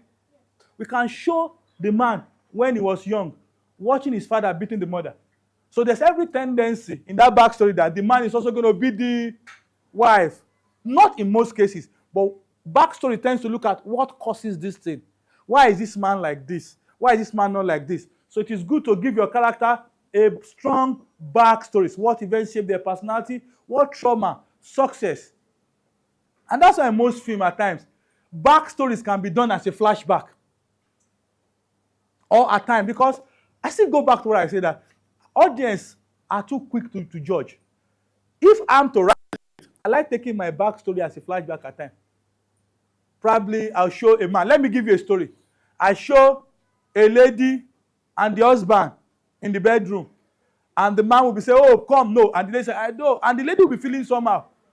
I might create a backstory of what made that lady not to be sexually active with the husband. It can be a rape incident. Probably I cannot show a flashback of what happened. So every character must have a backstory. Must have what? A backstory. Build a flaw, I said this, or inner conflict. Nobody loves a perfect character. Although in Nigeria we love perfect character. While we were growing, we don't want anything to happen to our actor. Actor is actor. The only person who wants to have a flaw is what? The boss.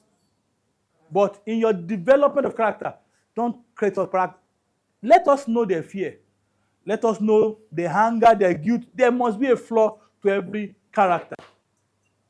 There's time because we still Design a clear motivation. Why is this young man determined to prove his love to Tori? Tori, sorry, I'm using your name. You know, there are some men that they are determined to prove their love to you, you know. They will go out of their way. Okay, you could see. Probably, don't you mind a Mercedes Benz? Sorry, a Mercedes Benz. Probably dumb account here. Like probably a $10,000 monthly allowance. $10,000 is money. If okay, good. Now, let your character have a clear word motivation on why he's doing what he or she is doing. Give them relationship that test or shape them. I like this part. Your character must be tested. There must be a connection. When we watch most of these foreign films, especially, I'm trying to remember this guy's name. Mechanic. The name just appeared from my memory now. Mechanic. Jason Statham. Thank you very much. Jason Statham always has a relation. It's either Jason Statham is divorced, or the wife dies, or that is Jason Statham for you. So you must give them a relationship that tests or what shape them. And why Jason Statham, most of the time when the wife die from his military life, 90% of his swing, that's how he does, will now come back to become a gentleman until the boss come and look for his trouble again. I will not remember, you killed my wife. So give your character a relationship that tests or shapes them. Develop an arc. And I'm not going to wait. She has talked about what? Hero's journey. How does your character change by the end of the story? We want to know. And you can either use the hero's journey. The tragic arc means, did your character go from 0 to what? Hero. We want to know. Or did your character go from hero to what? The redemption arc. He's supposed to kill boss. You know, kill boss. You can't forgive boss. You can't go, yes, I have watched movies like that. When all of us, the audience, were expecting him to open the AK-47 and finish the boss, he just dropped the gun. I forgive you, and police can't arrest the boss. Abi, there are movies like that. It's under the redemption arc. Not every act you do revenge. It's under the redemption arc. So what arc are you developing for your character? Are they growing along the film or are they declining? We must know that. So we are going to take an example later. Let them make tough decisions. Let them make tough decisions. It's important. Character Bible is not what we teach in one day, but we just cut it short. Let them make tough. And for information, we will be sharing these slides. So for you to have access to it. Let them give them where their true self is revealed, especially under pressure. Probably we see a lady. This lady is religious, very, very religious, but she's tempted by her boss, who say, if you don't sleep with me, I will not promote you. Let us see it. Let them make what? Tough decisions. And create a distinctive voice. How do they speak? Formal or street? Bold or quiet? Your character should not speak like Tori and end up like me, in between. Tori is from the island, me, I'm from the mainland. There must be consistency in how your character speaks. If he speaks phone, let him speak phone throughout. Don't let him speak phone and in between and say, how far waiting day. No. There must be consistent. That I say, give your character what? A distinct voice. If you want him to be Agbero from the beginning, Abi, let him be Agbero. But probably, there are times the Agbero now travels to oversee. But basically, give him a distinct voice. There must not be what? A mixture. Now, use physicalities and symbols. This is just an addition. Probably, for most of us that develop character in movies, we want to show a rich man. I ask myself, what physicality? I cannot say you are a rich man and you are wearing slippers. I want to see the type of car. Like there was an Hollywood movie I watched. I don't want to mention the title. They called the man a multi-billionaire. Don't get me wrong. And when they were showing him, he was driving a Toyota Camry. I like that. It's humble. But in Nigeria, can you relate? Is there a correlation? No. Until we see him with probably those walking sticks. Exactly. Use physicality and symbol. If you see, probably you say somebody is a boss, he's a street guy. You see him with dreadlocks, smoking. Those symbols must represent your character. You cannot say somebody is area boy. For a film, now shooting where try. Is he area boy? We are talking about demography now. I'm in Nigeria now. So you have to props. All of them, what's a props? I'll just, for people that want to ask. Props are things that probably, naturally, you don't get them in location. They are things you need to bring to locations. I don't know how to define that, but I will try and explain that. Because they say symbolic props can represent the identity. For example, you want to show a chief smoking a pipe in a house. The house you took for him during location, you know, somebody has to bring that prop because there's no possibility that you are going to get a pipe there. So your props person knows he or she must bring the pipe while shooting. We'll be advancing a bit and using technical terms in production. And if you are lost, please call us back. Make them active and not passive. Your main character must be active. They must react. They must react. And I use the example of Kanayo is trying. He's doing something. He's trying to change the perspective. But people still see him as a ritual. Stereotyping. Another story for another day. I don't want us to start the argument on stereotyping. Now, we'll share this later. These are some of the bonus. These are some of the templates you can use to create your what? Character Bible. Your name, age, background. You can't say somebody is 65-year-old and is doing some assault in a film. 60, 65 means he's an elder. He must be a grandfather, Abi. What are his strengths and flaws? 60, 65-year-old. Is he going to be aggressive? It depends, but 80% of the time, he's going to be what? More calmer. What are his greatest fear? Exactly, lose his family. He's always protective and all the rest. Call, believe, or lie, they believe. Now, when you bring out all these things, you answer that question. You are bringing out the full quality of a character. So we share this with you. What they want versus what they need. Their relationship. How close are they to their wife? How close are they to their children? We'll share this with you on template of building a character. We are going to film genre. It is important, like Tori said she likes horror. And I know you have read a lot of horror film. We want to look at film genre. And what is film genre? Simply. Okay. I like writing horror films. I don't like watching horror films. You like writing horror films. So that is that how do I put this in English? Is that inversely correlative or not inversely correlative? Both together.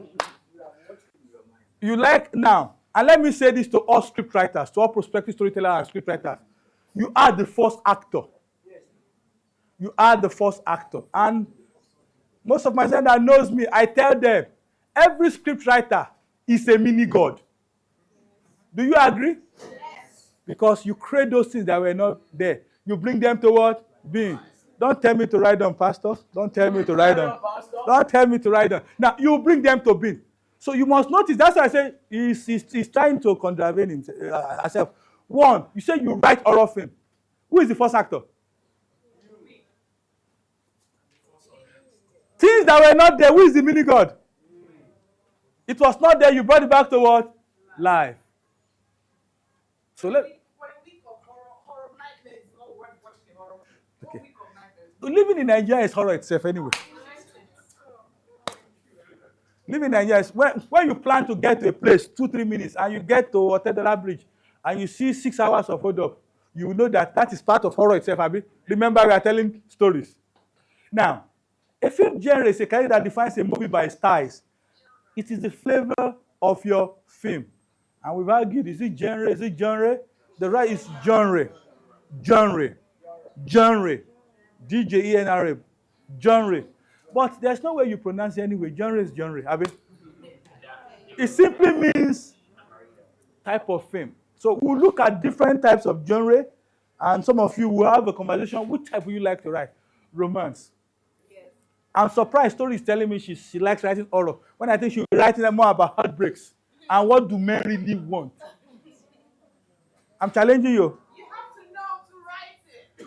Don't tell me you don't know what men want. Man, see your Exactly. I don't want to go there. Now, we're looking at romance. It's part of a film genre where you focus on love, relationship, heartbreaks, and emotional bonds. Do we have more of romantic movies in Nigeria than what? Yeah. So, how many of you want to write for romance, film genre? Your major title will be on romance. Huh? You can combine romance and action. Comedy aims to make the audience laugh through humorous characters and situations. I tell people, most of our content creators are now becoming creative. They are scripting their skit. They are scripting their what? Skit. Skit. They are scripting their skit. Before, they don't used to script their skit. But now, they are scripting their skit. Because you can turn a skit into a movie. So you can write comedy. You can write action. The problem I had, and I want us to discuss, does action film still sell in Nigeria? A Nigerian action film, does it sell in Nigeria? I need 3 answers. I need Mike, please. Mike. Mike. And you tell me why. I know. Just tell me your name, please. Remember also the online audience are also watching. Hold on. I ask this question. Does Nigerian action film still sell in Nigeria? What's the name, sir? Okay, let me take it. So is it a Nigerian action film done by Nigerians? Yes. A Nigerian action film done by Nigerians, yes. Yeah, in a way, yes. But one of my challenges is watching the supposed action film is... Supposed. Don't release it now because you're so going to be part of this discussion. Supposed. Go, okay. Because their sequence is always very soft sometimes. Yes. When you look at it like that, your point is very predictable. Like this. You know, I mean, obviously, I just want to have the idea of what the writer, how they think, how they process things. Okay. So anytime I have to film a fighting scene, I'm like, no. I mean, so sometimes the director will say no. I will say no. This is not how. You know, so my challenge is the way the sequence flows. Most times it's always annoying. Now, that's a very good answer. I just want to let me have another view. Bring it front. Then I will add something and allow Totori to say something. I want to change your perspective. It's neither here nor there. Give it to her. Okay. Okay, so I would like to ask, my name is Cassandra. Okay, I would Cassandra, like to go. assume that when you say action film, you're talking about Action film acted by Nigerians for Nigerians. Yes, like where we have lots of fighting, they are turning somebody upside down and all of that. Yes. So for me, I would say one of the reasons I don't think that it sells in Nigeria is because it's not, let's say it's not our way of life. Like, we're not used to it. We don't see that so often. Maybe what we see is the likes of stealing, stealing, yes, witchcraft, all those things. But we don't see all those jetling. It's not good. I think that's a point. But let me now take up your own point, sir. Sir, good action films, Nigerians are doing very well in action films. Let's say from year 2022 up till now, we've seen good directors. And I'll give you an example. If you watch, but how many of us have watched Brotherhood? Did the action film really look action? Yes, 99.9%. Oh, good. It was directed by a Ugandan. We all know. How many of you have watched this latest AY movie? The Waiter. The action film, sir. Have you watched it, sir? The action film were 99.9% real. You will ask yourself, now Nigeria have this one. So, we will get there. Just to relate to what She said, there are two factors that is making action film not sell in Nigeria. One, we call generalization standards. Most of us holds our Nigerian action film by the action standard of what? Hollywood. Secondly, what Cassandra said, it is not in our culture. We have so many things we are dealing with that are real rather than what? Action. So those two factors are contributing to why you are not seeing many action-packed films. Sequence is also part of them because you need a proper. Not every director can direct action film. Yes. Not every director can direct what? Action film. Not everybody is Izu Ojukwu. So you must understand the director, but most importantly, those two factors are negating why action movies are not selling. That doesn't mean you can't write action. But you know that people will also judge you by the standard of what? Your film. Hollywood. Sir, can I say something? Okay, let us ask a question then. Just one question, please, so we can move. Then you say something. Sorry, I wanted to ask that. Where do we now classify like movies like Jago and all those like that coming, like the ones that our Nollywood actors that they shared Yoruba ones? Are they not also classified as action? Good. That's a very good question. Let answer that. Answer that, then I'll not pick it up. Okay, yes, I have a record. So, and before I answer your question, I think one of the reasons why Nigerian action films don't sell is because we Nigerians we can't. No, just it's all for the online. Just try and pick it up a bit. So, for the question why I think Nigerian action films don't sell is because I think we do not give it the benefit of the doubt to begin with. We are so used to mediocre. When advance comes to our face, we don't have the patience to see it. For example, who saw Shantytown? You saw King of Boys. Did you saw King of Thieves? Yes. You don't even want to see the action films to begin with. And another thing again, as storytellers, you will face this. When you pitch an action film to a producer, they will ask you, what is your target audience? We do not have the audience to begin with. And when one person takes the chance, that is the reason why you see films like Jagu Jagun, King of Thieves, Olododo, the Yoruba people, those films sell because they have the audience. What was the question you asked, Mama? No, let me answer the question. Okay. Now, based on what you said, there's no rule that says you cannot blend romance into action, into thriller, into drama. You can do a 4 combo. If you have the money, you can do all the combo. But basically, like she said, Labake Olododo, all the rest are same because there's a fusion of drama, thriller, and action together. So maybe the question we should have asked, should we do action, or a mixture of all? Yes. So let us move on because, like I used to ask my students, how I wish we could turn back the hands of time. Can we turn back the hands of time? Never, sir, please.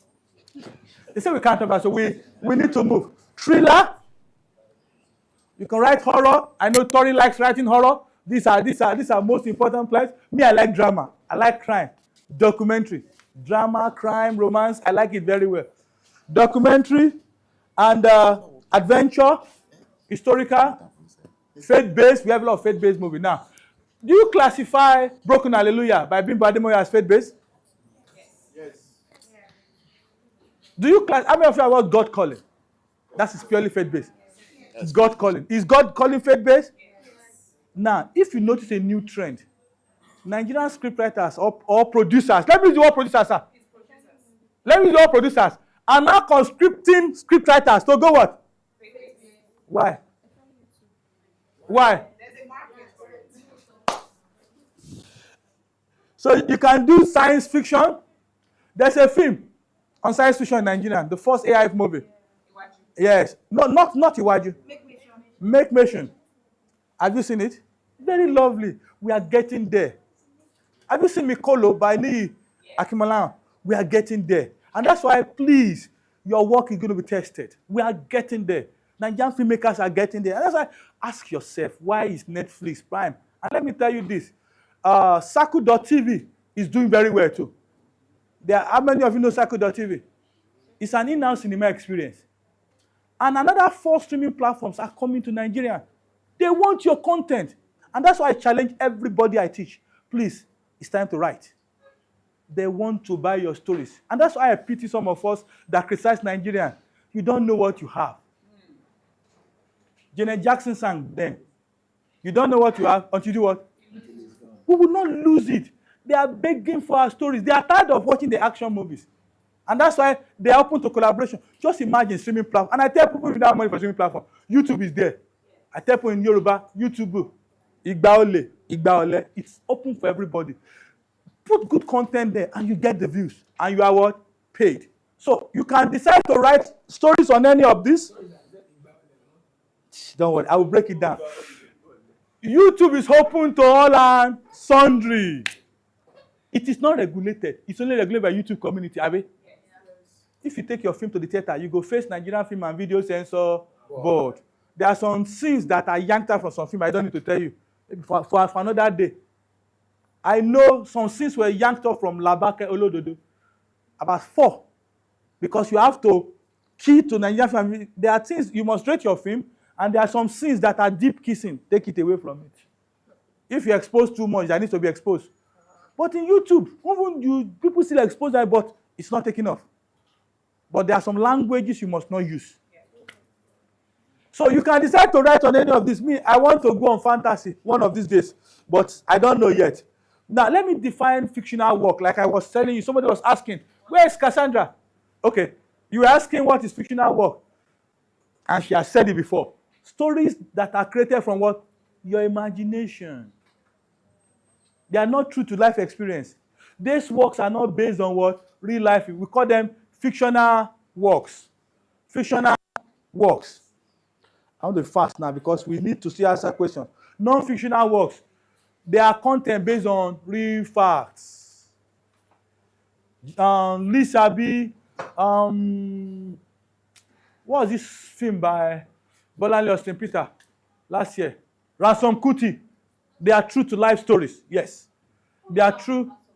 House of God is also a true to life story. But at times, most of these true to life events is being watered down.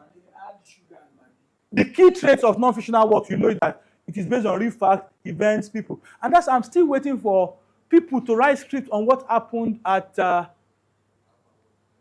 on October 20, 2020, NSAS protest. I had somebody's working on the script. I don't know how true it is. Tori, I'm challenging you now. We want this generation to work on the script for NSAS, October 20, 2020. That's why you are a scriptwriter. Research. All script now, I say this to all my students too, all scriptwriters are teachers of all. Get that clear. All scriptwriters are what? Teachers of all. Tori, are you a doctor? No, I'm a teacher. But why do you not write doctor scenes? Research also. So that's all scriptwriters are what? Teachers of all. So yes, all. Teachers of all. Every content you write, professor will watch, true or false. And I tell people, we know everybody wants to make money. For every scriptwriters, for every content creators, there are 3 things, apart from the money aspect. You're either writing to inform, entertain, or what? Educate. Inform, entertain, or educate. That's why you are teachers of all. People, professors are watching content. If Shaggy, will not be professor, do film, they're not going to watch him. That's why Shaggy is what? Teachers of all. So we're moving forward, and I quickly need to now. This way, I will now start defining some terms, and I will be breaking it down to your level. I don't want to scare anybody. All of us know who is a protagonist. And who is a protagonist? God bless you. The main actor is the main character of the story. We might not be able to go deep into scriptwriting, but I want to be fast to mention some of these key things you need to know. The protagonist is the main character of a film. We call them the hero. In Jagun, who is the main character? Lateef Adedimeji. In Lisa B, who is the main character? Lateef Adedimeji. How many of you have watched The Party? Because there are times main character can be two. Your protagonist can be more than one. What many have watched the Party on Netflix? Now, let me sound this note of warning. It's an advice, it's not a note of warning. Please, you want to become a good scriptwriter, you must learn to watch what? Movies. Yes. You must learn to watch movies. Okay, don't say that on live TV. You're said to watch it on Netflix and not download it. You must learn to watch movies. I watch Korean movies. I watch Indian movies. I watch a lot of movies. And I love the party. I love the plot twist. I love the suspense. I'm still going to talk about plot twist also. And I'm not going to ask that question because a lot of people have not watched The Party. It's a 3-part series on Netflix. The Party. Now, Ma, who is the protagonist in that film? Who is the protagonist? The boy? His parents? Are you sure the parents are the protagonists? Because of what happened at the end with the man and his wife. That's what I'm like. I don't. They say we should not serve the spoiler. So let them go and watch. Who is that's the main actor. At times, the main actor might be more than what? One. Hello, it's a Nigerian movie. Everything I teach you is Nigerian. Film that came out last week. No, last week. It came out last week. The Party is a 3-part series. You'll be stunned. Directed by Yemi Filmboy Morafa. Now, The Party is on. Netflix is not paying me, but when I see good films, I recommend for you to. It's on Netflix. That's what I was just saying. Now, question? Somebody was asking a question? Now, that is the protagonist. All of us know. Now, in most story, your protagonists are more than one. Get that clear. Now, who is the antagonist? All of us know that. The boss. When we were growing, we all believed that the boss must die and the actor must what? Leave. Is this still so? Are you sure? It depends on your story. You are the owner of your story. So, it depends. Sorry. Now, I want to talk about the 3-act structure, which she has also mentioned. It's important when you write a story, you must know about the 3-act structure. The beginning, which is the setup. It talks about inciting incident. She talked about it. You see that I listened to a lecture. She talked about inciting incident. At what time they happen? So we'll look at it under the 3-act structure. The beginning. Every film must have a beginning. Even in the Bible, there was a beginning. Genesis 1 verse 1 says, in the what? So every movie must have a beginning. Either you are taking a hook or not. Every movie must have a beginning. And it must follow the 3-act structure. Let me go back, please. So I don't know why it's slow. The 3-act structure that shows about, this is where the story starts changing. To rising action. To midpoint. To denouncement, which we call resolution. Every conflict, every confrontation must be what? Resolved. And I will give you a story to understand it when we come to what is a main story plot, a subplot, and a plot twist. All these things are important, you know.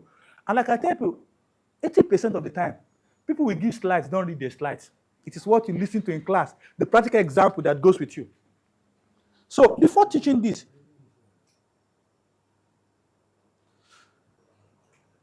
okay.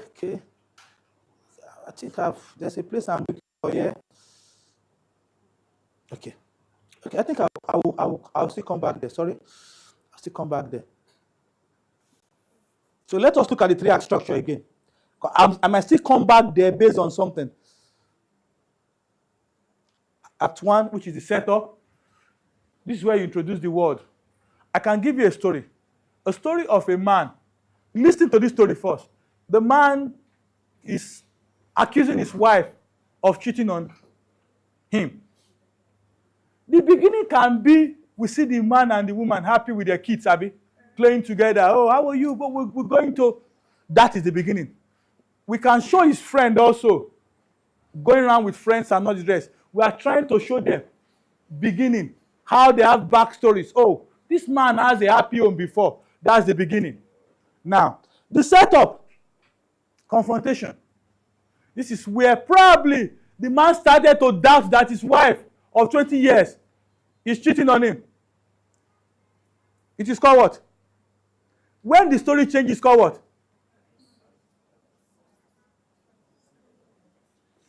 It's what called what? Inciting incident.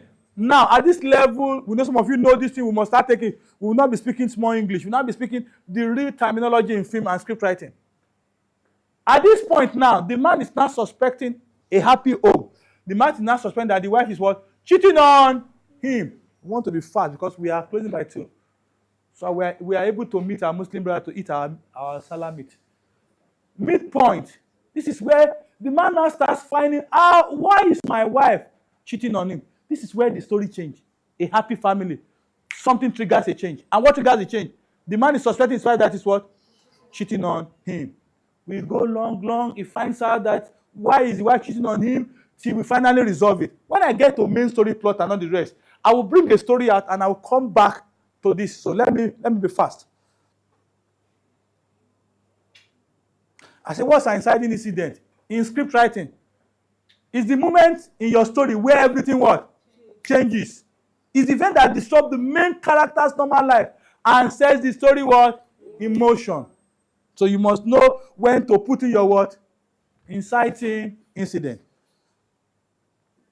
What are the 3 characters? You can read this up. I use Anikulapo as an example. I actually need to say this up.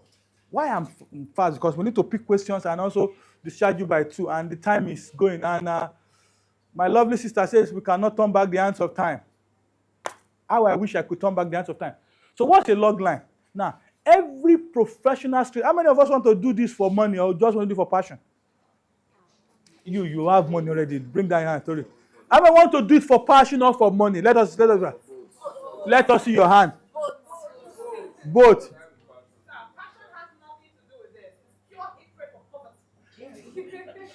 That's the definition. But there are some people that should do it for passion. So both now. There are some people that write script for passion, yeah. Yes. People that they are not after the money, they just want to write. Ideas are flowing in the head and they keep writing. Yes. I know people like that. Yes. Now, every scriptwriter must know, please. Every scriptwriter must know how to write a log line. Those online, please, you can start gathering your question now because we'll soon round up. Every scriptwriter must know how to write a log line. And what's a log line? It's a 1 or 2 sentence summary of your stories that captures the main character, the goal, the stake, blah, blah, blah. I will not bother you with that because I will give you an example. Now, there are some certain things that must be present in your in your log line because most of the time, EP, you are an executive producer. Somebody brings a 150-page script to you. What are you going to ask him to do? Summarize. And what is the summary? A log line. Hold on. I'm still coming to what's a synopsis. A log line, simply a brief summary of what your film is about. But what are the elements that must be present in a log line? 1, your log line must show your protagonist, your antagonist, the goals, the setting. And let us look at a simple example here. Okay, these elements must be present. And I'll break down here. Who is the main character? What is the goal? Who are the antagonists or conflict or obstacle? At times, when you write a log line, the protagonist might not be a person. It might be an obstacle. Somebody who is determined to get his degree, but is financially incapable. What's the obstacle there? Why do you like me? I struck out poverty in my dictionary. I don't have that. Stakes. What happens if they fail? Settings. The location. Where is the film going to take place? And she talked about setting the other time. Is it taking place in Ibadan, Kwara, island, or mainland? Or in the classroom, or out of the classroom? The setting. Let's look at this example. Oh, there's so many things I thought. What is the key purpose? To hook attention. Because your executive producer, who is the executive producer? The person with the fund film. Let us break it down in simple parlance. The person with the money. You don't want to hear story. The executive producer does not have time to read 150 pages. Give him the log line.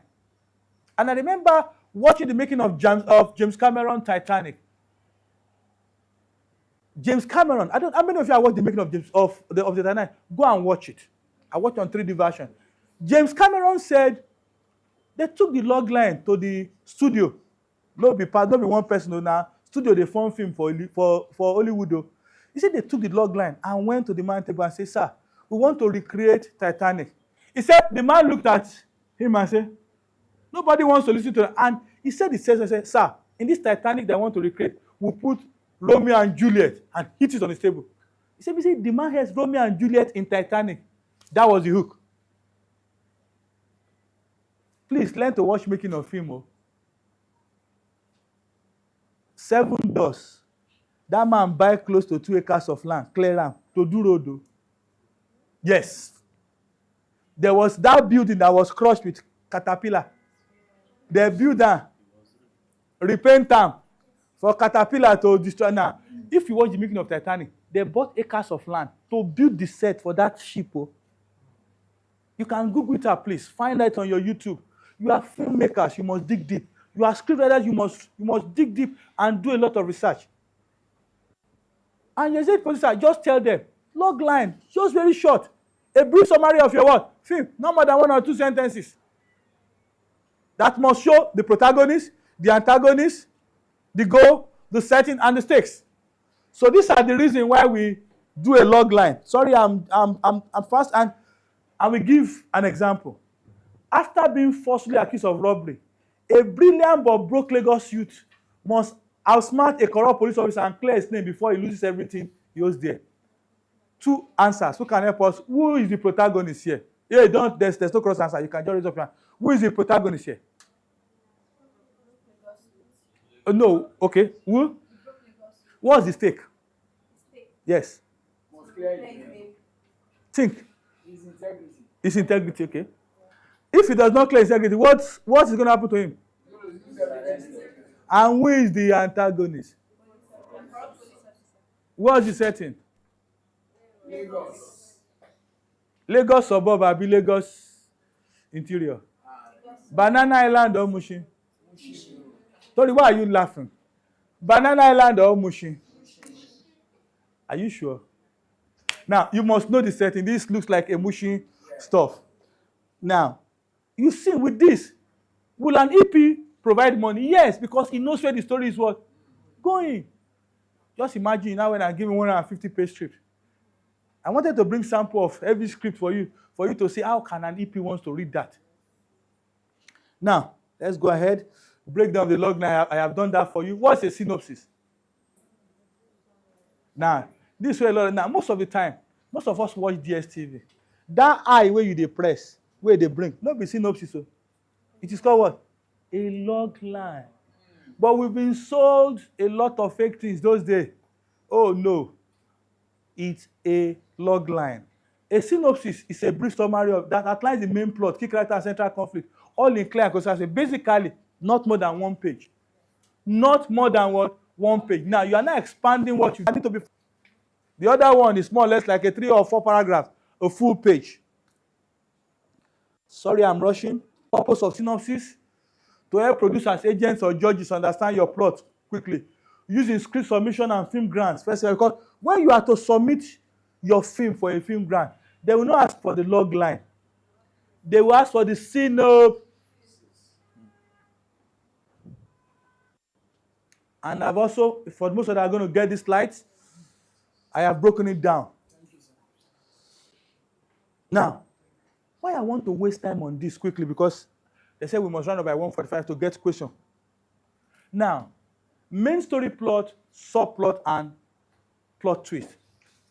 Listen to this story I want to tell you. I want to be real with you. And you understand what's a main story plot and not the rest. You can read up the slide. I told you about the story of one. Let me now be practical with you now. The name of the man is Engineer Emeka. Engineer Emeka is married to Amaka. Listen to this story. Engineer Emeka is married to Amaka, and they have a lovely family. But at some point, Engineer Emeka decides to think that the wife is cheating on him, and proves and say, I'm going to go out of the way to prove that actually Amaka is cheating on me. Now listen, that's the main story plot. The whole film is about Engineer what? Emeka, him trying to prove a point that Amaka is cheating on him. What's the subplot? We see his friend,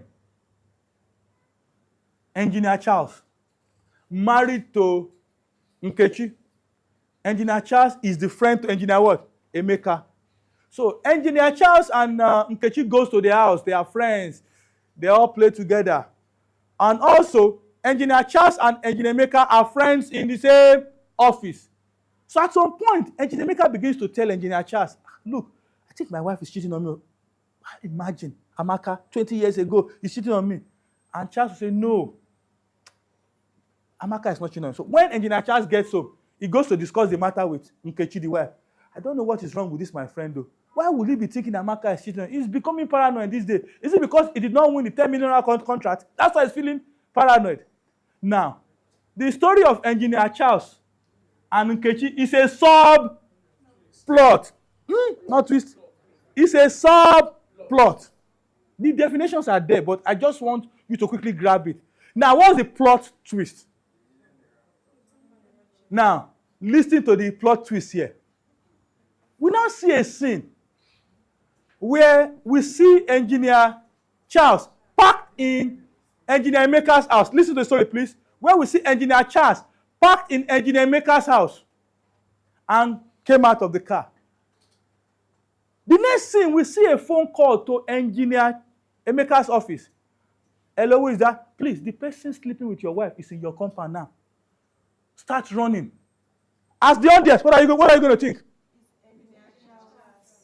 And some ladies, like Cassandra and Co, they will feel emotional. Oh, this is a bad word. And this is the friend that was thinking that immediately Engineer Emeka leaves the office and ran and saw the car there. And put his hand on it. This my friend. You are the one doing me. What would the audience feel? They will start becoming emotional. Remember, we talk about emotional. This is a wicked word. I don't go trust anybody again. That is the thinking I've been now. On getting there, Engineer Emeka tiptoes. As soon as he gets to the door, he hears some sound. On opening the door, he puts his hand on his head. And we say, cut to part 2. See you in part 2, Abi. Now, there is no part 2. Immediately, Engineer Emeka opens the door. It was not Engineer Charles with the wife. It was another person. That's the plot. When you throw the audience away, the audience think you are going to north, but you take them south. That's the plot twist. Because the audience think you are going to find Engineer what? Charles there, but you met another person. Now, I expect you to ask a question. Good. What was Engineer Charles doing there? I go back to the 3-act structure. That says for every conflict, for every confrontation, there must be what? A resolution. You can't finish your film like that now. Because people will ask questions. What was Engineer Charles doing there? We now need to resolve it. Engineer Emeka now goes to meet Engineer Charles to cry. Engineer Charles, I had a call. I thought you were the one dating my wife. And Engineer Charles said, no, my car was faulty. I just parked it in your compound. I'll come and pick it later. We have done what? Resolved the conflict. You see why the 3-act structure? Now, with this story, I have explained what a main story plot and a subplot and a plot now. Every subplot must aid or conflict with your main story plot. What I mean is that every subplot must either be supporting the main story plot or be contradicting it or conflict it. They play both roles. Why I tell not to take definition? Because in script writing, you have to be practical. That's the truth. And that's a lot of script writing courses online are basically Americans. That most of us don't even hear what they say, true or false. So you have to be practical. You need to come to modern reality to understand script writing. So that's why most of the time when we read from slide, what I've just told you has been defined. But I don't want to waste time. That has been defined for you to read. Now, quickly let me explain. All screenplays are scripts, but not all scripts are what? Screenplay. All screenplays are scripts, but not all scripts are what? Screenplay. What do we mean by that? We are now going to an important and essential aspect. I'll just mention it. Tomorrow we'll start the practical. You can write a 2-page, they go act down for stage, no problem. But can we say your script is qualified for screenplay for film or for TV, it has to pass through some tests. It must have some certain elements in them. If you write a script, even without a dialogue, for a stage play in church, it is a script. But is it good for screenplay? No. So what makes a difference between a script and a screenplay? A script is a broad term. Why a screenplay? It's a specific type of script where we are going to look at the screenplay. So most of the time we see scripts. No, they are screenplay. A script is a broad term. Why a screenplay? It's a specific type of script. A script is any written document that guides a performance or presentation. It can be used for stage play. Theater script is different from screenplay. Radio drama or podcast, TV radios, church or school kids, news broadcasts. For example, now I can write my news. Abi, breaking news. PSG defeated Inter Milan. It's a what? Script, because I'm reading it for TV. Is it a screenplay? So what makes a screenplay different? What makes a screenplay different? Now, for your level, we are looking at it must have 5 basic elements. Because, it's qualified for a screenplay. How I wish I could have bought some copies of some scripts some of us have written for you to see. For people who have not seen. How many of you have seen a film script before? No. Let's see. How many of you have seen a film script before? Okay. Savior, please come go inside my car. You see some huge scripts. Just carry few there, please. For people to see. Because I've been in a forum like this where only 3 people have seen a film script. Others say they've only seen on YouTube video, and so we'll show you a film script. My car key, you've not picked my car key. Hold on, come. It is not the other key. So people online, please start preparing your questions. Sorry, please. Get it? Open it and bring. You will see it at the back of my seat. There's a lot of script there, but just try and bring up. Now, for us to say a script qualifies for screenplay, for TV and film, it must have 5 basic elements. It must have 5. Now, all these 5 basic elements will not make sense until tomorrow when we start tearing apart final draft. That's why it will make sense to you. How many of you have used final draft before? How many? No, in this last class, how many people have used final draft? People online too, if you know you've used final draft before, please just put it on the comment section. Just 3 or 4. Which means tomorrow we need to now start dissecting the nitty-gritty, of final draft. But irrespective of anything, there are over 50 writing apps. 50 screenplay writing apps. But we are going to use final draft, which is industry standard, to teach you tomorrow. And once you know those basic elements, you can use any writing app to write script. And what are the 5 basic elements? Number 1, your screenplay must have a heading or a slug line.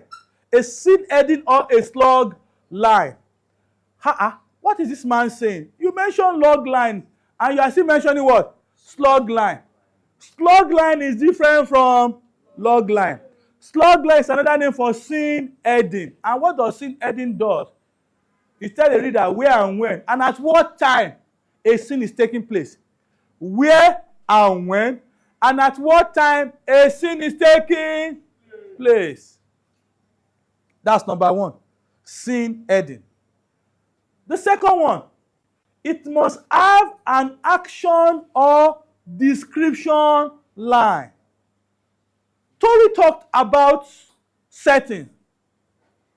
In your action or description line, you must show us, I repeat, you must show us, probably explain how is the setting like. Interior, Praxis classroom, studio. Not to make it disorganized. At the end of the class, you will come and look at all the scripts so that we don't disorganize the class. So at the end of the class, you can come check those scripts out later. The second one is what? Action or description line. You must describe the setting. Is the classroom big? Is it white? What color was the wall painted? How many lights are there? Do we have a projector there? Do we have a projector stand? We must know. And I will tell you why. later. A scriptwriter can make the life of a production team difficult. Do you agree, Tori? A scriptwriter can make the life of a production team difficult. They can also make the life of the production team what? A scriptwriter carries power. I'm talking from real experience here. A scriptwriter carries what? Power. So you must learn to describe your environment, your setting. The third one is character. Your script must have a character. Have you seen a film without a character before? It becomes a documentary, Abi. Now, and when you are introducing a character for the first time, in your action line, it starts with what? Capital letter. Now, on several forums I've said this.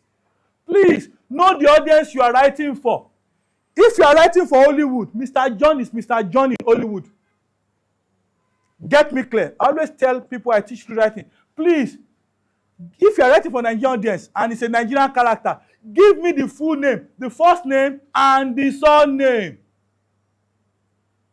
And I'll give you an example. Is Mr. John Adebayo the same thing as Mr. John Chukwu? Why are they not the same? Ethnic background, ethnic coloration. But if I say to write Mr. John alone, how do you know if it's an Igbo man or a Yoruba man? Remember, in the sequence of our scripting, you might want to say a Yoruba name, Abi. Casting, intonation, pronunciation matters. That's why you must learn to describe your character very well. In Canada, UK, Britain, that you binge watch, they can say Mr. John. And also, tell us the sex of your character. Why? We live in a transgender. It's the truth. Those are little basic elements that you must know. Mr. John can be a bigender, can be a transgender. So tell us, Mr. John is what, sir? Male. Miss Amaka, Amaka what? I need the surname. That is for character. When you are defining a character first in an action line, you understand this better when we go to practical tomorrow. Please, you can come with your laptop. People who have final draft can come. People who don't have, bring in time, please. And we'll see how we can install, but we're not guaranteed that yet. And you can also download Fading. You can download Fading. It's a free writing app too. Scriptwriting writing app. Fade-in, F-A-D-E-I-N. It's free. But if you know, come with your laptop and see what we can do. Come very early tomorrow and God will help us. Because all what we've taught you, we want you to start writing script. And you need to do the practical. Number 4, dialogue. What the character is saying. What the character is saying. Like she acted a lot. Come here. That's a dialogue. Tori, why are you still sitting? It's a dialogue. Tori, stand up. Tori, sit down. It's a dialogue. Tori, rain go beat you today. It's a what? It's that's a dialogue. Now, we've passed those era because in the 90s, they just write scene 1. Engineer Amaka slaps Engineer Chukwu and they start fighting. No, we used to do things wrongly. Now, don't do things wrongly. You must create a dialogue. The 5th one, we call them parentheticals. I like them very much. And I define them as showing the mood or the gesture of a character at a particular point in time. Showing the mood or the gesture of a character at a particular point in time. What am I, Amaka? Or Tori? Simulator. What am I doing? Just no, hold on, no. Look at my face. Tori. Simulator. What am I doing? Frowning, Abby. What was the difference? Tori. Simulator. What am I doing? That's what parenthetical do. It describes the mood of the gesture. I can lift my hand. I can raise my barrel. That's my high lead. At a particular point in time. I can smile at scene 1 and scene 2 become angry. So parenthetical describe those moods and all the rest. Tomorrow you understand better when we start piecing, dissecting final draft. Most of you don't understand final draft. You can download Fading. Come early. We'll see what we can do. So quickly, I go to Purpose of a screenplay, all of us know now, to guide director. And I tell people who know me well, who have taught before, who have been under my teaching, the first thing you buy in a film is a script. If you want builders, the first thing I'm waiting, land. If you no get land, you no go build house. So, Abi, can you build in sky? Maybe technology is there, sir. I don't know, sir. Can you help me? Can you build in sky? It's a land. And that's why I'm not happy. When script writers are played down, I fight for them everywhere I go. There's no script, no cameraman, no script. There's no DOP, no script, no actors, no script, no producer. Am I lying, sir? But okay, I want you to counter me. But sir. So basically, when a scriptwriter brings that script Okay. to the director, Okay. and the director reads the script, Okay. and he re-engineers the script. Okay. Is it out of place? It's not out of place. At least there's a script. At least there's a script. But there's a script now. There's a script initially, Abi. Something triggers on here. Okay. Okay, sir. We are learning from each other. We don't claim to know it all. Go ahead, sir. So I'm not saying the scriptwriter is not important. Okay. Of course, they are very important. Yes. No, but we. I don't just like you EP downplaying us. I don't like you EPs. You EPs. You say you're a producer now. DOP, DP. Okay. I don't like you DP anybody downplaying us. Okay. Okay. Sorry. That's it that I'm fighting the fight, Abi. I always say that if you want to have a little production, you can come and say that we are eight. So if we are, God bless you. I was having a discussion with you about my belief for scriptwriters that every scriptwriter must have a sense of what, sir? Not directing, production. Go to sets, have a feel. If you know production, you're going to be the best scriptwriter ever. come on set. So, So, and I don't like scriptwriters. I say, I don't want to go and say, I don't want to write. Okay, I'll be writing, we'll pay you. But when you go on set, it gives you another perspective. You want to say something on that? Okay. It gives another perspectives on production. So just let her have some words you want to say. Time is back. Can we turn back the hand of time, please? Go ahead. Go. No, just what you want to say. I think the hand. Go ahead. It's on. Scriptwriters exist so you can exist. Even if you rework the script 100 times, if a scriptwriter does not give you the raw, there is nothing to No. Okay. In other words, as a scriptwriter, you should recognize your power as the god of the production. God bless you. You have to recognize that you cannot downplay, because once you downplay yourself as a scriptwriter, you downplay the story, you downplay the production, you downplay how the story and even how the characters will interpret the story. Good, they come on set as the ages and everything. The director is going to be the captain of the ship. But that ship was built by the scriptwriters. A round of applause for him. No, don't get angry. DOP, hold on, DOP. At the end of the class, because of our online audio, at the end of the class, we have free time to meet and talk and chat. So, they are very, very important because I need to go away now. What's a beat in script writing? When we get there tomorrow, you also know. When we put a beat, is to change mood. Maybe somebody was happy before and is about to say something wrong or angry. We explain all this tomorrow. What's a beat? Now, I said that these are the top 10 screenwriting app. And this is industry standard. Industry standard final. And we are going to teach you final draft tomorrow. I think Celtest has a phone now, but for the purpose of this teaching, we are teaching final draft on laptop. So, but like I tell people, if you come, listen and see what we do, you can go back home and do it.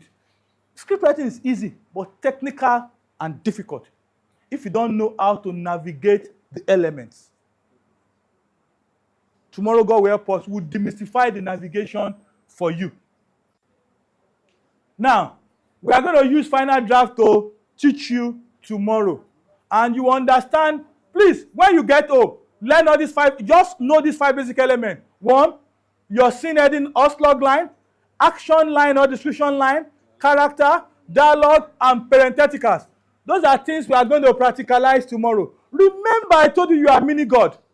We are going to create something that was not in existence. We'll bring them to what? Existence tomorrow. So, let me quickly round up. Sorry, please.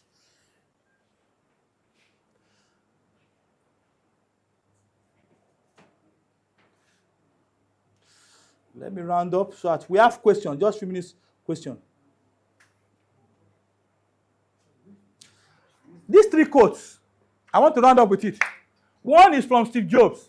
He says, the most powerful person in the world is what? The storyteller.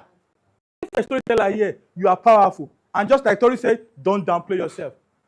Chimamanda Ngozi Adichie, all of you know her, the author, also said, stories have the power to inspire, to heal, to destroy, and to rebuild.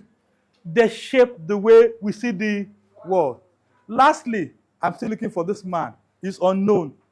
A good script is like a blueprint. Without it, the house will collapse, no matter how beautiful the design. With these few words of mine, I've been able to convince you and not confuse you that what script writers are mini God that must be worshipped. Thank you. Time for questions. Time for questions. Join me now. Time for questions, please. People online, you can now send your questions. We have a window. I know there's a lot of questions, and that's why we are going to deal with them. So, let that come. You have the slide, so I don't know why you're going to have the slide. Okay, you can have the code. Maybe stay there. So now, okay, we will take 5 questions. Madam Faith, questions online, please. We'll take 5 questions. Practical, that is on the on-site class, and 5 questions online. Okay, sir. Okay, my name is Paul. Okay, Mr. Paul. Okay. 3 questions. Wow. I did jam long years ago. Okay. I think the first question is there a technique that suggests how we manage suspense in storytelling, like scriptwriting? Okay. That we don't overload the audience with it. Because I watched, I think it's a British movie, Behind Her Eyes. Okay. I've seen it before. Yeah. It's like a 6 episode. Yes, 6 players. And it's like in the 5th episode, you get to understand like everything that is going on, even up till the 6th episode. If you are not careful, you won't still understand some of the things in the. And now, I said something earlier before I allow us to speak, was that too much of a salt, too much of the condiments can spoil the soup, Abby. So there's no technique, but if you had too much of all those suspense, it can kill the beauty of a script. But there are some people, there are some audience that want multiple suspense. If you put, like you see now, but what is your percentage? Few. So the most important thing, the producer and director of that film understands the audience. Not everybody will watch it. Some people will watch. So you must understand your audience. But the most important thing is too much of everything is bad. To add to what he has said, again, I will say it again. You are the only one that knows your story. So it might be looking good in your eyes. It might be looking, sorry.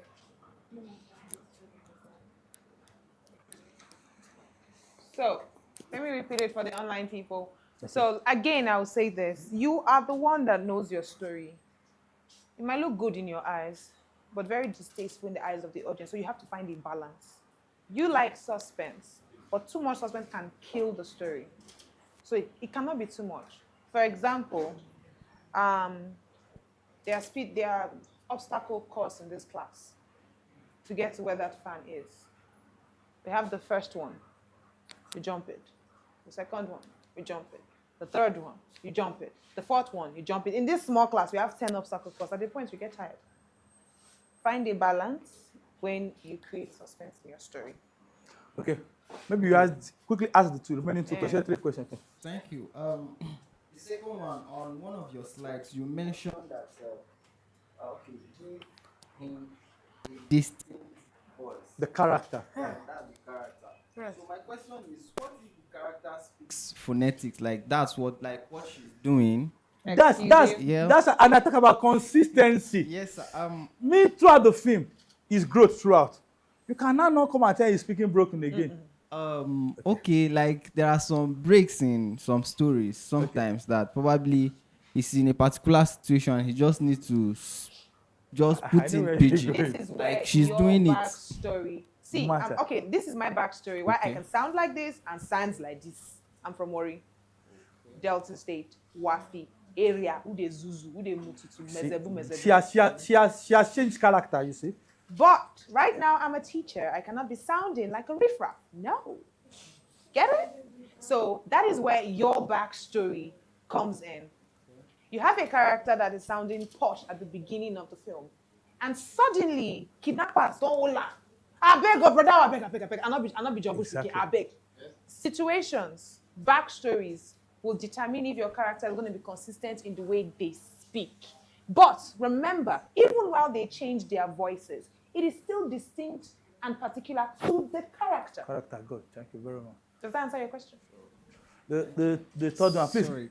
If you ask a question, you can ask all together. at once, we answer at once. Because we don't want to keep you waiting, and we still have the online people still asking. Okay, on using parentheticals. Yes. So I think I attended a lecture sometime, and the lecturer said that parentheticals sometimes tend to box the character and from expressing their creativity. Let me answer that. I think I know where you're going. And for parentheticals, like I tell people, you don't overuse parentheticals because it becomes boring. But for the boxing aspect, the scriptwriter has power now. The scriptwriter might have an idea, not necessarily box. Because at times, and I'll give you a practical example. In one of my films, the script says that a lady is to marry a man, and 2 weeks to the wedding, the lady finds out that the man is a betting addict, and the 2 million naira for their marriage, he has it to bet. Now, they were now having an argument, and this thing was taking the lady. The parenthetical talks about sober, being sober, and this lady was laughing. That's why scriptwriters don't want that total freedom. Otherwise, they will water down the thing. Of what you're trying to pass out, the message you're trying to pass out. I was trying to say, look, your wedding money, 2 weeks to your wedding money, they don't go use and do betting. Do you smile? So, what mood would that character be as a then? Sober and sad and angry, Abby, all together. And she's smiling. Like this, my sister is smiling now. Awesome. No, although you can smile, but at that point, it's possible, at that point, she had finished smiling. It's now for her to switch to that anger mood. She was still smiling. What do? That's why parenthetical at times, it's not to box, it's to guide. But we also tell scriptwriters, don't make, that's why you must look for good actors when you are shooting your movie. Very important. Parentheticals must not be too much because it makes your script boring. At times, you can convert your parenthetical to action lines.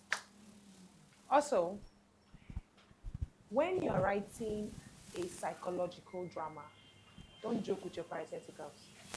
For example, hi, I'm going to kill you. How do I look? Very calm. But I have terrible intentions. Calm and smiley, menacingly, but I have terrible intentions. When you are writing Next question, please. a particular Online. story. Maybe, hold on, let us take the online version now. Yeah. Let us take, just be fast. When you're Please, Mike, writing for the that, online, please. When you're doing that, How have many to be online do you have? A very, lot. Very serious about God what help you're us. doing with your parentheticals. Also, not to bulk your script. The first few parentheticals on that character in the first slides should already guide the actor on how that actor reacts normally. And that's why I pray all of you have money. When you are casting, don't cast anybody. Cast He me. or she must be able to deliver that role perfectly. Because it also helps the role of both the scriptwriter, both the DOP. DOP, I like. When you do multiple take, is it stressful? But when you gain a character, he has memorized his line, he's delivering his role perfectly, his character depiction is top-notch, his shift, his delivery, his pronunciations, his accent. You know it's one take, Abi. What you will hear is, let's do 2 for safety. Exactly. and most importantly, God to just bless us. It makes your job easy. Now, I want to take questions online. Please, people on site will try and take your questions. The reason why we're taking them, we need to sign off by 2. So we'll take online first. So with time, even when we close this class, we are still here. I'm still here to answer your question. Online, please. Okay, this question is from Samaila Sunday. From where, please? From YouTube. Okay, no, from which area? Okay, no, go ahead, okay. Okay, he said, with a historic story, is it possible to bring in a plot twist and still maintain authenticity? Or does the plot twist remove the authenticity, seeing people probably know the history? Now, 100% you can bring in a plot twist. But provided the plot twist you are bringing does not defeat the theme of the historical epic, which people already know. Now, let's take Lisabi, for example. There's this conflicting ending that a lot of people said they did not know how Lisabi died. That Lisabi just went to the sky, went to the top of a roof and disappeared. Others said he went inside the bush. So there are 4 or 5 factions of stories of how Lisabi went. So you can still put your plot, but do not defeat the theme. The theme for Lisabi was about independence, was about freedom, nothing more. Go ahead, ask a question. So okay, you can put your plot twist, but don't take away the theme. The next question is from Adetoyesi. As writers, what should we do when the director of production manager reworks our story based on production budget or location issues? I will allow you to answer that before answering that, because as a production person, I will answer that, but I want you to answer that first.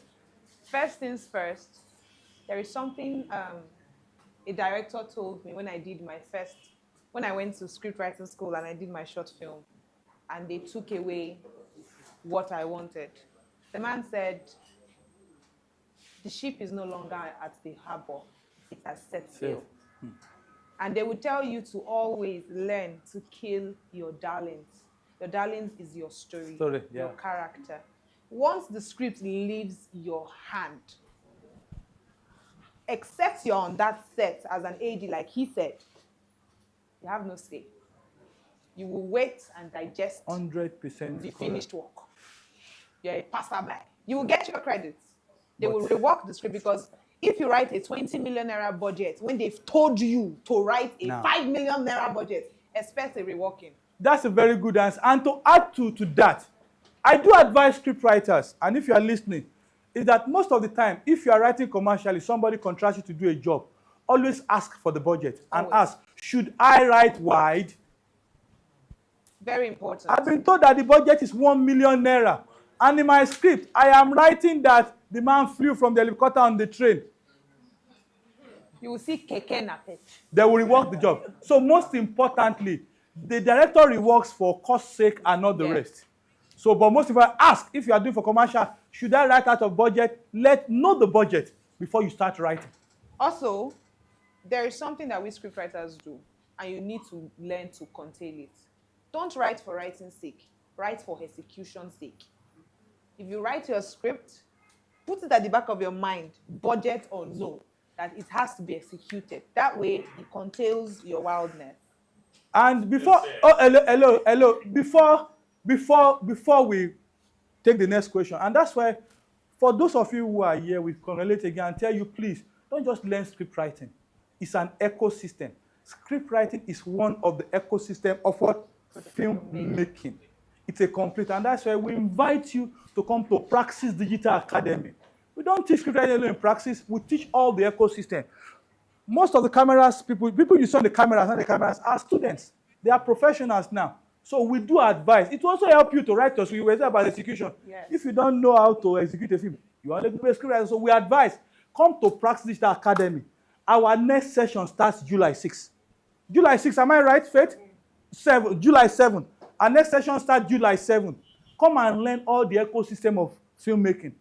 Then you can write your script and execute your project. Next question, please. Okay, the next question is from Oluwaseun Deborah. Does a scriptwriter sell the scripts? Who pays the scriptwriter? How do they earn? And how much if fixed or range if other factors apply? Let me answer this one, please. Let me answer it. Answer, then I want to talk about Please. spec script later. Go ahead. Okay. I think she has the question, Faith. Faith, you know where she's going. Let me answer the question. See, script writing is both. I know I say me, I don't write for passion. That's pure hatred for poverty. It's a lie. I'm a talkative. I enjoy telling stories. Script writing is both a talent and a way to make money. When you sell your script, you do not sell your credit. That's your name. It's an intellectual property. You're selling the raw work, not the intellectual property. One. You make your money by producing it, selling it. And, sorry, what's the other side of the question? She's not with me. Okay, how much? Okay, how much? It depends. Exactly. The first script I sold in my life was 50K, and I was paid for 2 years. You see, they pay me till today because that film don't win award, and my name, no, they don't even give me credits. I'm not going to say Now, it. don't say now. Let me also add this, which we don't say earlier, which is spec script. Most of the time, you can write a spec script. A spec script, you are just writing for passion, but you are pitching it for people to see. That's number one. Another one, somebody can contract you to do a job. Now, there are two sets of people. There are some people that will pay you outrightly and say, we don't want you to have your credit. Charge them very well. Very well. If you're listening, charge them. But there are some people that they will pay you based on, and they say, okay, we'll give you your credit. It's important to always fight for your credit. For your credit, it's very important. Because it's an intellectual work. And tomorrow, we'll also teach you how to probably copyright your work from final draft when you send to Gmail and all the rest. And now you timestamp. It is important. On charges, she has said it. It depends on you. We cannot say how much some of us have been paid on script writing on her, but it is a lucrative job, provided you know your onions. Sorry, sir. I don't understand why you write a script even if they pay you $100 million. Yes. Good. Even There are if they pay you incidents 100. where somebody wrote a script, there's a person that said, we don't want your name there. It's called ghostwriting. No. Yes, it's called ghostwriting. And they paid him completely. But most people, they don't get to get that value. No, when you're a ghostwriter, you don't have business with credit. No. But most scriptwriters I know, they are not ghostwriters. There are some ghostwriters I know. No, And some writers are not ghostwriters, but they get ghost works, Works, ghost yeah. contract works. I don't want your name. You know, They yes, don't want their name. but most scriptwriters I know, they are scriptwriters. They want to be visible. So my opinion is, or my 2 cents is, when you write these things, insist on your credit, because your credit is your leverage. That is personal. For, personal. What of if, hello, I've seen a ghostwriter hello, listen please. And for those online, I've seen a ghostwriter being paid $1 million plus. Look, as a scriptwriter, you are gifted. You don't write one script and say that's. You keep writing every day. Hello, I finished a script when I was bored for 2 hours yesterday night. Yes, I was sharing with somebody this morning. 2 hours yesterday, I was bored. I finished a script. That's not there. If somebody wants to come and buy it, so most ghostwriters and get big money. It is people. You see, you get to some level, you want to ghostwrite. You get some level, you also want your credit. So it's personal. For example, there are some veteran writers that are really, really, really big, and they time charge is a lot. We need to be very fast now. Half the time, people don't want their names. because Madam they Faith, pay a how lot many for questions it. are we getting from you? One Alright. more. Okay, good. So we allowed the on-site people to ask one more. Then we round up and we allow room for connection and networking later. Ask, please. Okay, the next one is from the same Samaila Sunday. Okay. He said, a short film of 20 to 30 minutes that has to do with a true life story. Do I need to still bring in a twist? Yes, you can. If you say to him now, at times you can use montage to tell stories without no dialogue. This man is moving, and you think he was going to fall in the gutter. No, he actually fell on his bed. That's a twist. Because you saw somebody at the edge of a gutter. The person wants to fall. And by the next scene, you see the person falling on his bed. That's a what? A twist. A short film. So it depends on the person. You can set out a plot twist for a short film, but most of short films are between 5 to 10, 15 minutes. You don't have the plot twist. Just go straight with a hook and remove some of the suspense because the film is what? Short. Just like he said, in most short film, there's no need to overhaul too much plot twist unless you are doing a feature film that is also lengthy. So please, we need to pick 2-3 questions from the audience. 3 questions, then we round up because we promise to let you go by 2. Okay, thank you, sir. The uncle in white has been raising. Don't worry, after the uncle in white. Where be rating? Let us start from the let front. her speak, please. Sorry. I fight for ladies' rights. Don't worry. He's a feminist. I have lovely daughters and a lovely wife, and I handsome son too anyway. My name is Lola. Sorry, is a log line the same as a blob? What? A log line, is it the same as a blob? In your own definition, what is a blob? What's a blob? Yeah. Who attracts the readers to read? Are you talking about screenplay or a storybook? Both. I feel like you're talking about a storybook. I'm talking about a storybook. I write log line is basically and I used use in blob, screenplay. so I want to know if it's the same No. thing as a log line. No. It's not. It's not. No, it's not. It's not. We need to be fast. Then we have time to. Let's Next see. question, please. I'm telling him the uncle in white that is chewing his So I pen. will not have time. What's the my, place? My producer already telling me to wind up. Okay. There's one area I did not hear you mention at all. Okay. And that's the place of working smart. So what's the place of AI? How can AI assist in character development? She's already tapping me now. Some areas. That's a very good question. And I know she wants me to answer it. Answer, sir. I'm not Hold it now. I tell people, AI has not come to steal your job as a scriptwriter. It has come to complement it. Whether I like it or not, I use AI. And thank God, you know why she was parting me? Before the class, we're having a professional discussion, and we're talking about AI and all the rest. Wow, 90% of scriptwriters don't know how to use AI. And I'm among that 90%. To make their job smart and all the rest. Now, even if you use AI cannot be as realistic and natural as possible. If AI gives you a story and a breakdown, you still need to take the AI to a screenwriting app to reformat. If you don't know how to reformat, AI is not going to reformat for you. So you now see, AI has made your job of thinking, faster. I tell you, you can't lose your job unless you refuse to evolve. You must what? Evolve. And that's why AI is there for you to use, not to come and take your job, to be what? Smarter. And I give you a practical example that I did. After writing a script, I showed that something today, how AI helped me break down scenes, locations, in less than how many minutes? 5 minutes. So, the working smart is part of AI. AI has not come to steal your job. It has come to what? Complement it, to make you work what? Smarter. Give it to the uncle at the back. And if for future problems, we are still going to bring out AI courses for people to see. I'm going to attend Yeah. that one. I'm not talking about the writing of the Okay. Execution. Execution. Is a script writer. In a what? In a music? Now, in musical video, we refer to it as musical video treatment. But at times now, most music producers want stories, the power storytelling, to their film. You can write a script to that. A script to that. But if there's no script, what we do is refer to as music video treatment. But if a producer or the owner of the film says, I want a story to that, you write a script. No lines. At times, we allow for 1 or 2 lines. At times, sir, we allow for 1 or 2 dialogue. Next question, please. We are rounding up. I think that's all. If there's no questions, I want to thank everyone today. Let me start from our all audience. We see you from Abuja, from Kaduna, from Sokoto, from Abia, all across the world. Thank you for streaming with us for the past few hours.